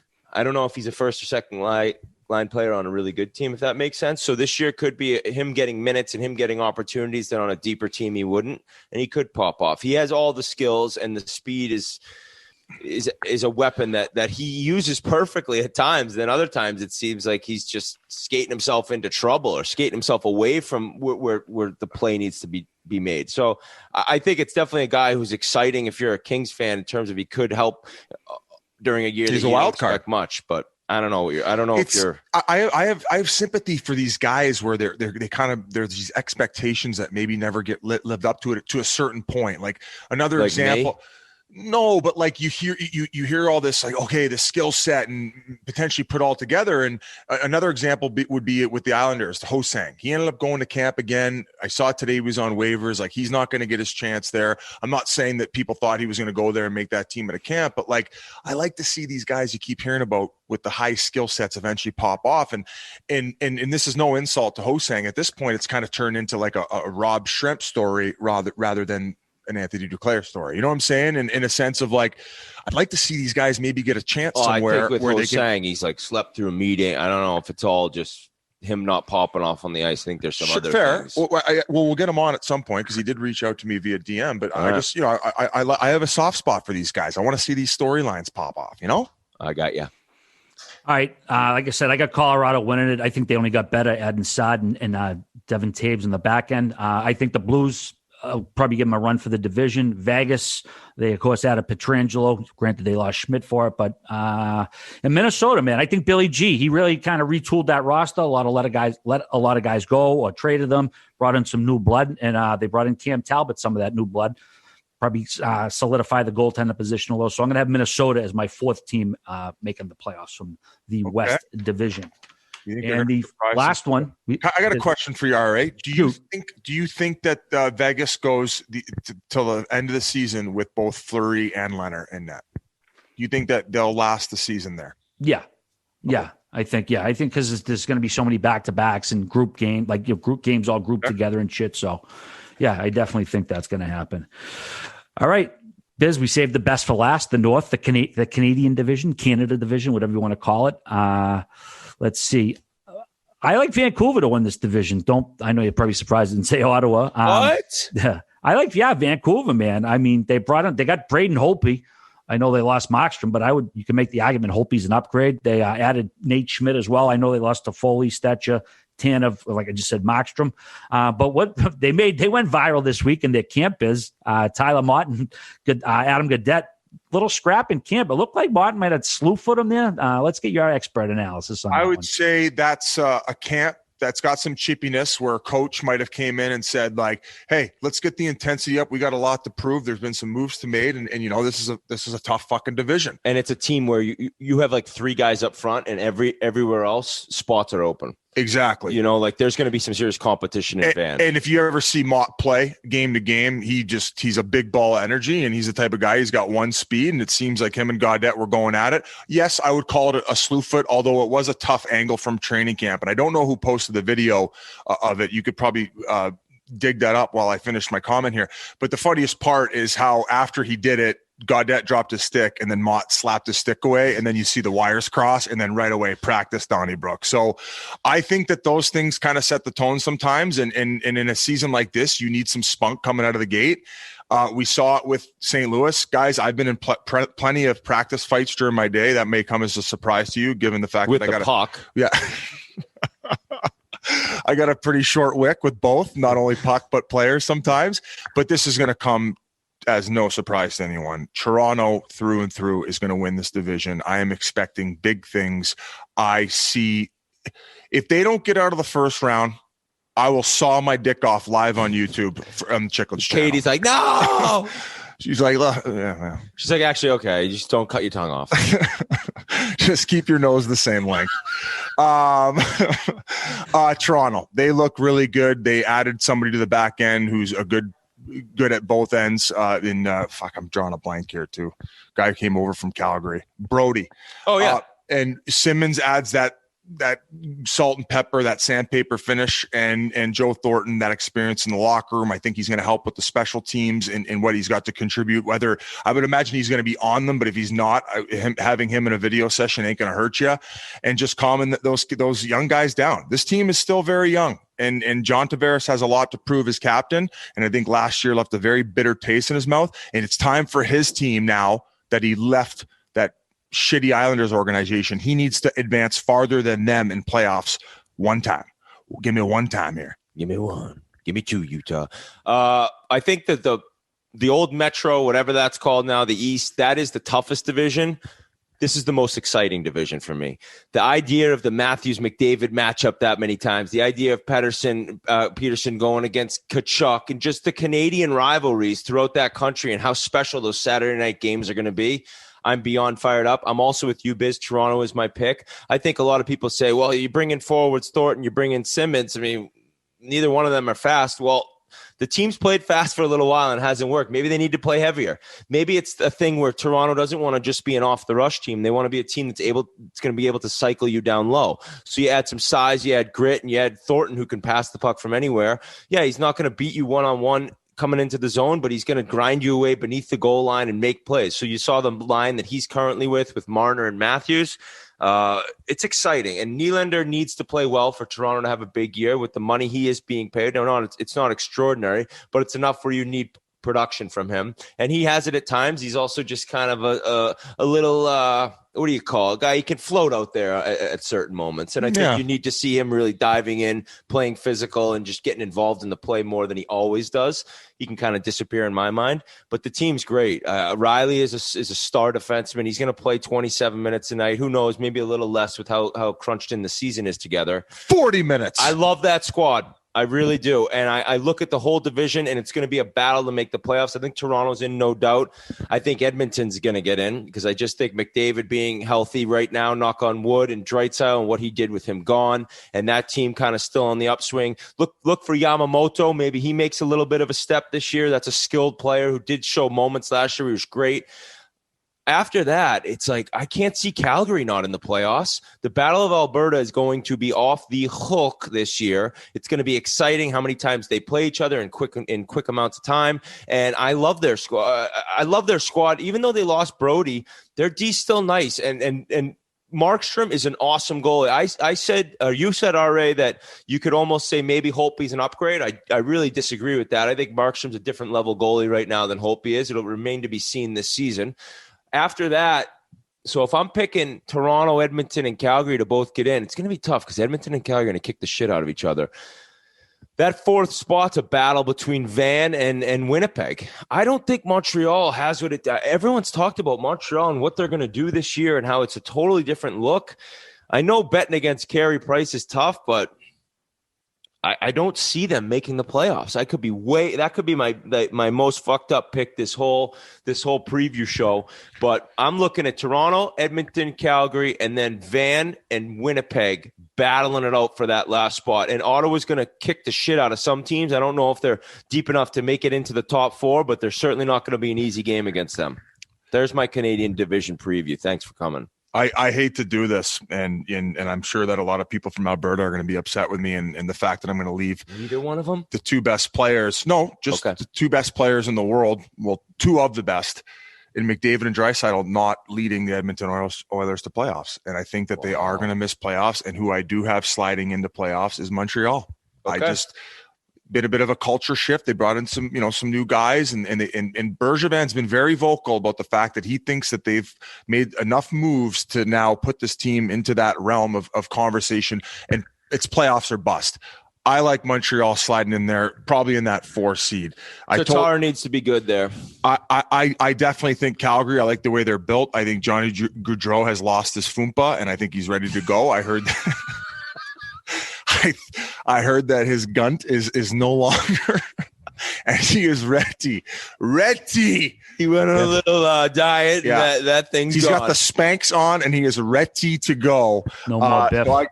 And I got one more coming at you here. I can't leave Vancouver out of the mix. I think Vancouver is definitely going to be able to squeeze in the playoffs. So those are my 4. I'm sorry, all you Edmonton fans. I love watching McDavid and Draisaitl go at it. I don't know. I think too much tougher competition this year. Yeah, this is the one division I scratched out and had to rewrite teams 5-6 times over. Like I said, I think Vancouver takes the division. Toronto will get in, and then the 2 Alberta teams, Calgary and Edmonton. I know this kind of goes at odds with me throwing a wager on the Ottawa Senators to win the Stanley Cup, which got a little buzz on Twitter Sunday night, Biz. But yeah, Calgary, Edmonton, Toronto, with Vancouver winning the division. And I did just mention Ottawa, so that's probably a good segue into the old gambling corner. Hey, what do you think, boys? Return to the corner? It's been a while, my friend. It's been a while. It has been a while. Oh, quick one note. Farhan Lalji was the one who first tweeted out that video, Biz, you were asking about the Gaudette Mott fight. We like to give credit due when appropriate here with other media outlets. So the gambling corner, man, like everyone had a good laugh Sunday night because you guys tweeted out me saying I was going to bet the Senators to win the cup. Now, again, I did also say if Matt Murray returns to form, which didn't make the quote, but this isn't me saying that Ottawa's going to win the Stanley Cup or predicting it or thinking it's going to happen. It's throwing a shits and giggles play out there. I mean, there are 200-1 in some spots. You throw $20, $100, whatever you feel like you want to throw. And if it ever came through, I mean, we saw, Leicester in the EPL a couple of years ago with Leicester, Leicester. I don't follow that shit. I mentioned last week the LA Rams when they won the Super Bowl the year before the Pats beat them. They were 200-1 to win that year. So it's more just trying to take advantage of odds than anything else. I don't really think was talking about the podcast. Yeah, he was. He loved that we chirped his tape job. I think that when he comes on, he's going to be a joy to talk to. He seems like he's full of life, that guy, and loves the game. Very authentic, I'll say. His personality, his English is probably pretty good. They can all speak English. And those Germans can pound beers, can't they? Oh, yeah. Oh, they dummy. And he's living with Brady Kachuk, too, so. Oh, my God. Yeah, it's like, hey, Saturday night game, we have 3 days off. FaceTime Stutzel and Brady. Just put them on Instagram Live. They're doing the beer bong on Instagram Live and shit. Stutzel's like smashing Pink Whitney over We'll his head. sponsor their house. We'll call it the Pink Whitney House. Cool. Didn't they do that in New Hampshire? All right. Also, we're gonna have our boy Matt Murley hopping in and helping you with the gambling this year. These two are gonna be making lines. R.A. Murley, some special different bets, some prop bets. Is that true, Mikey? That is true. Matt's been sending over some write-ups. He's getting into it. He's got so many prop bets for the upcoming season. It's insane. A true degenerate that'll fit right in the Chiclets crew. Yeah, just to know, we are coming up with the props, but not the actual odds. We leave that to the professional odds makers. But it is fun. I mean, this is, I've been obviously doing this stuff for a long time, so it's fun to be able to come up with our own ideas and then actually see them in a real casino. My father's never been more proud of me in his life, I don't think. And Chiclets, like you said, we'll be working with the Barstool Sports book all season long. We're going to have props posting all the time. I'll be posting on Instagram, writing blogs about it. We're going to have the Murley special. Possibly in parlay form, but basically you could bet whether a game's going to go to OT, the Biz Nasty special, which team you think is going to have more penalty minutes that night, Puckline Jesus, which is just the puck line, but Puckline Jesus is a way cooler name. The Whitney special, we're still hammering out the details on that. So I think with the funkiness, their ankle first in the league, who gets traded before the game's over. I think, like I said, the funkiness of this new season, the new divisions, the schedule. I think it's worth to play a long shot or two in the mix. We got the Keystone rivalry right now. Pittsburgh and Philly, you can bet which team is going to have more points out of those two. We also have a Norris Division one as well. Chicago and Detroit back in the same division. So if you get a little wistful like myself, nostalgic, you want to throw a little wager on, by all means, go ahead and do so. Of course, you want to abide by local regulations at all time. I'm not a big chalk guy. I know cup picks, I'm going to get to that. I'm not a big chalk guy. I know it's easy to pick Colorado or Tampa, whatever. And I've never been a big betting on total points, like how many points for the season. But a couple cup picks I do like, and these odds are from the Barstool Sports book. Your mileage may vary depending on where you go. But Boston is 15-1. I think that's some pretty damn good value for a team that just won the President's Trophy. Again, I know they lost Chara and Krug. I don't think they're insurmountable challenges for the team. Also, the Flyers at 18-1. They jumped out at me. The Blues at 20-1. This is a team that just won the Cup a year and a half ago. Dallas was just in the Cup last year. They're 25-1. So tremendous value, I think. Again, if you want to really load up on a team, put a couple dimes on them, whatever, you get some real potential good payouts. Ottawa, who I mentioned, they're, I believe, 200-1 on the Barstool Sports book. So what about the Coyotes? Actually, let me pull them up for you. There's no odds possible. I was going to say I hadn't consideed making that bet, Paul, so I didn't have it written down. My fucking life savings on it. Let's go, Yotes! No disrespect, of course. What else? Yeah. Oh, yeah. Art Ross. This is what's good about the Barstool Sportsbook too. Is there's all kinds of stuff there to bet on. It's not just the Stanley Cups and the divisions and all that. You can pick the trophy winners, award winners. That stuff is dynamite as far as I'm concerned. Art Ross, Jack Eichel, who we just had on, 20-1 to win the Hot Ross, which is the leading scorer. Those are some pretty damn good odds for a guy who averages over a point a game, and he's going to be playing with Taylor Hall on one side and Olofsson on the other side. So for 20-1, definitely going to take a flyer on that. For the Calder, we just mentioned Stutzel, the German. He's 10-1, which those are pretty decent odds as well. I'll probably throw a bob on that. Biz, your Coyotes is 60-1 to win the Stanley Cup. I mean, it's a nice return if you want to play it. Who else would be a candidate for Rookie of the Year? Who's another guy who's coming in who people are really excited to see? Lafreniere. Oh, yeah. Well, other than him. Those are the two big names that are coming in. There's a lot of options this year. You saw in the World Juniors how many different young players are probably going to be in NHL rosters. What are who's got the best odds on that? Lafreniere? Lafreniere is the best for the Calder right now. Yeah, I'm pulling him up right here. I got him second at 10-1. Let's see. Lafreniere is 3-1, and Shesterkin's also 3-1. Two Rangers at 3-1. Kaprizov from Minnesota. You take votes from each other. Yeah, right? The local media or the national media in terms of who's more important to that team. I like that Stutzel call. Yeah, 10-1, man. You know he's going to get a ton of ice too. Yeah. He's he's going to be playing as much as anyone else on the team. With Pink Whitney. Yeah, there's another guy you liked, Miro Heiskanen. He's 20-1 for the Norris too. That's those are some also nice odds as well. And for the Vezina, you got Rask at 12-1 and Carter Hart at 10-1. So. Some good value out there if you're looking for it. As for individual games, we're looking at open night Wednesday. My first play of the year is going to be on the Philadelphia Flyers. They're only minus 120 against Pittsburgh. I think they probably should be a higher favorite, so I'm going to jump on them on the money line and also on the puck line, which is laying a goal and a half. Going to get back plus 250 on the return there. So Philly minus 120 on the money, plus 250 on the puck line. And Thursday, I like the Bruins. They're opener playing New Jersey. Bruins minus 1.5 is plus 180. So we're going to be taking the Bruins on the puck line Thursday night as well. Also, too, my daily wages. We obviously don't get puck line games till the day of the game. So follow me on Instagram. Follow me on Chiclets at Rare Ad Bees blog at Rare Ad Chiclets on Instagram, so you can keep tabs on all my plays. So that'll wrap up the corner. We got a couple other notes we're going to get to before we wrap up the show. The AHL named Haley Moore. It's VP of Hockey Ops. Haley's a Massachusetts gal, so congrats to her. She's currently the GM of the Boston Pride of the NWHL, and she'll start her new job after the Isabel Cup. So good luck to her, and congrats to her. TV notes. Some pretty big news coming out of the TV world. Mike Milbury will not be returning to NBC for this season. Let's see here. Mike Milbury will not be back. Doc is retired, so we're going to have a bunch of play-by-play folks. Kenny Albert, Mike Tirico, John Forsland, Brendan Burke, Gord Miller, John Walton, and Randy Hahn are going to be handling all the play-by-play. Edzo, Anson Carter, Keith Jones will be doing games and studios. And in the studio as well, we're going to have Ryan Callahan, Dominic Moore, and here's a name for you. Mike Babcock will be a studio analyst for NBCSN. Any take on that? Yeah, I'm interested to hear what he's got to say on there and how he's going to be in front of the camera. I first about Milbury, so many people wanted Milbury gone. I don't necessarily think that's a great thing because there were so many times where I agree or disagree with him. He got people talking. And I know that people will complain if they don't like a guy's point of view and what he says. But if you're talking about the broadcast after the game, sometimes that's a good thing. Milbury was a grumpy bastard, it seemed, but there was also times where he made me laugh. So he did it for a long time. Shout out to him. And Babcock coming on is very interesting because you're not at all going to get the guy that's been behind the bench. And you wonder if he's changed. You wonder if he's looking to coach again at any point. I'm sure he is. And everything that came out, the Marner story of having him rate teammates and their work ethic and then ratting out to everyone what he said.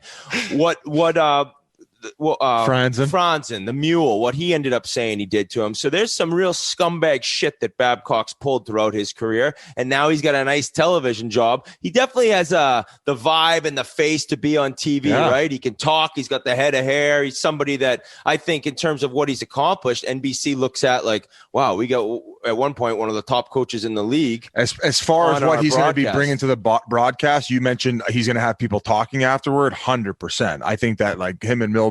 So you think he's going to be outspoken and calling guys out the way Milbury did? I think he's just going to have great insight where maybe he's bringing things and bringing a different perspective that hasn't been brought to the panel before. Because okay. I remember this when Torch joined the panel for a little bit. I definitely paid more attention to it because he was fairly current and he'd been inside a locker room and he's accomplished. And then Babs has been, coach of Team Canada with some of the best teams he's ever. Done it all. He's done it all. Now my question is, will he, if he wants to coach again, there's definitely going to be. He won't be calling girls distractions on there, but he's going to be fucking breaking down game tape, and I'm sure bringing some unreal point of views. I know. I agree. He knows a lot. The guy is a hell of a coach. I don't know how he treats people, if that's the correct way or not. I've never met the guy. Chucking coffee in people's face, like fucking. Yeah, the producer he was iced. What was the story Walsh told on here? Brophy chucking the producer coffee. I just don't think Babcock's going to be really calling guys out, because that was like the thing people talked about when he got fired, how ruthless he's like, yeah, he wants to coach that guy. He's got a tiny cock in the showers. Get rid of him. You mentioned Brendan Burke, and I'm actually wearing the jersey right now. When I was playing in Wheeling, he was doing play-by-play. He's with the Islanders now. He was doing it for the Wheeling Nailers. So shout out to Billy Higgins, who's still the equipment manager, excuse me. And him and a few people from the office and the organization sent this Wheeling Nailers jersey. So thank you very much. Has number 28 in the back. We did this last episode, didn't we? Oh, did I really? Yeah. Well, the whole point and reason I want to bring up was to thank Billy Higgins again for sending this jersey over, and to congratulate on Berkey on getting to where he has. He's unbelievable, one of the best guys to listen to, although he is affiliated with the Islanders. That's even me playing tummy sticks to all you Islanders fans out there. So I used to be with him in the wheel, and now he's in the show at the NBC. All right. Any other notes, you guys, before we close? We got a long one for you. Yeah, this is a long show, but we talk about the divisions, and we have two great interviews. I hope you guys enjoyed them. And other than that, I mean, NFL wildcard weekend was exciting. Go Bills, go. The Bills move on, and the Bills, I think they're going to smack Baltimore in the mouth on Saturday night. It looks like snow showers are a possibility in Buffalo Saturday. That's going to be a blast. So I'm on the Bills bandwagon, and other than that, man, hockey's back. I think that people are excited, and I know that there's going to be games postponed, and we chatted about that earlier, but we're back, baby, and there's going to be some sick storylines as these games get going and the hatred begins. If you're still listening, live stream on Wednesday and Friday. If you're still listening. Congrats to the Browns, too, Browns and their fans. The Browns. 26 years without a playoff win. Quick correction. Ryan Callahan went to the Stanley Cup final with Tampa in 15, not with the Rangers. I always confuse 12 and 14 Rangers Devils who went to the Cups those years. And also, Hank Lundqvist said his surgery went really well, and every day is a step in the right direction. We just wanted to say, get well, Hank. Great guy, great guest of the program. Well, I was going to say to the live streams that we're doing on Wednesday and Friday, they're brought to you by Roman, and they're going to be on our YouTube channel. We're Twitter as well, YouTube and Twitter as well. Oh, no more Twitch? No more Twitch. All right, YouTube it is. That's our spot. We can talk about gambling. We can let it loose. I love it. It'll be fun. All right. Well, thanks for listening. Hopefully you guys like this episode to kick off the NHL season. Yeah. Mr. Finnegan, you're a nervous dog. Have a great week, everyone.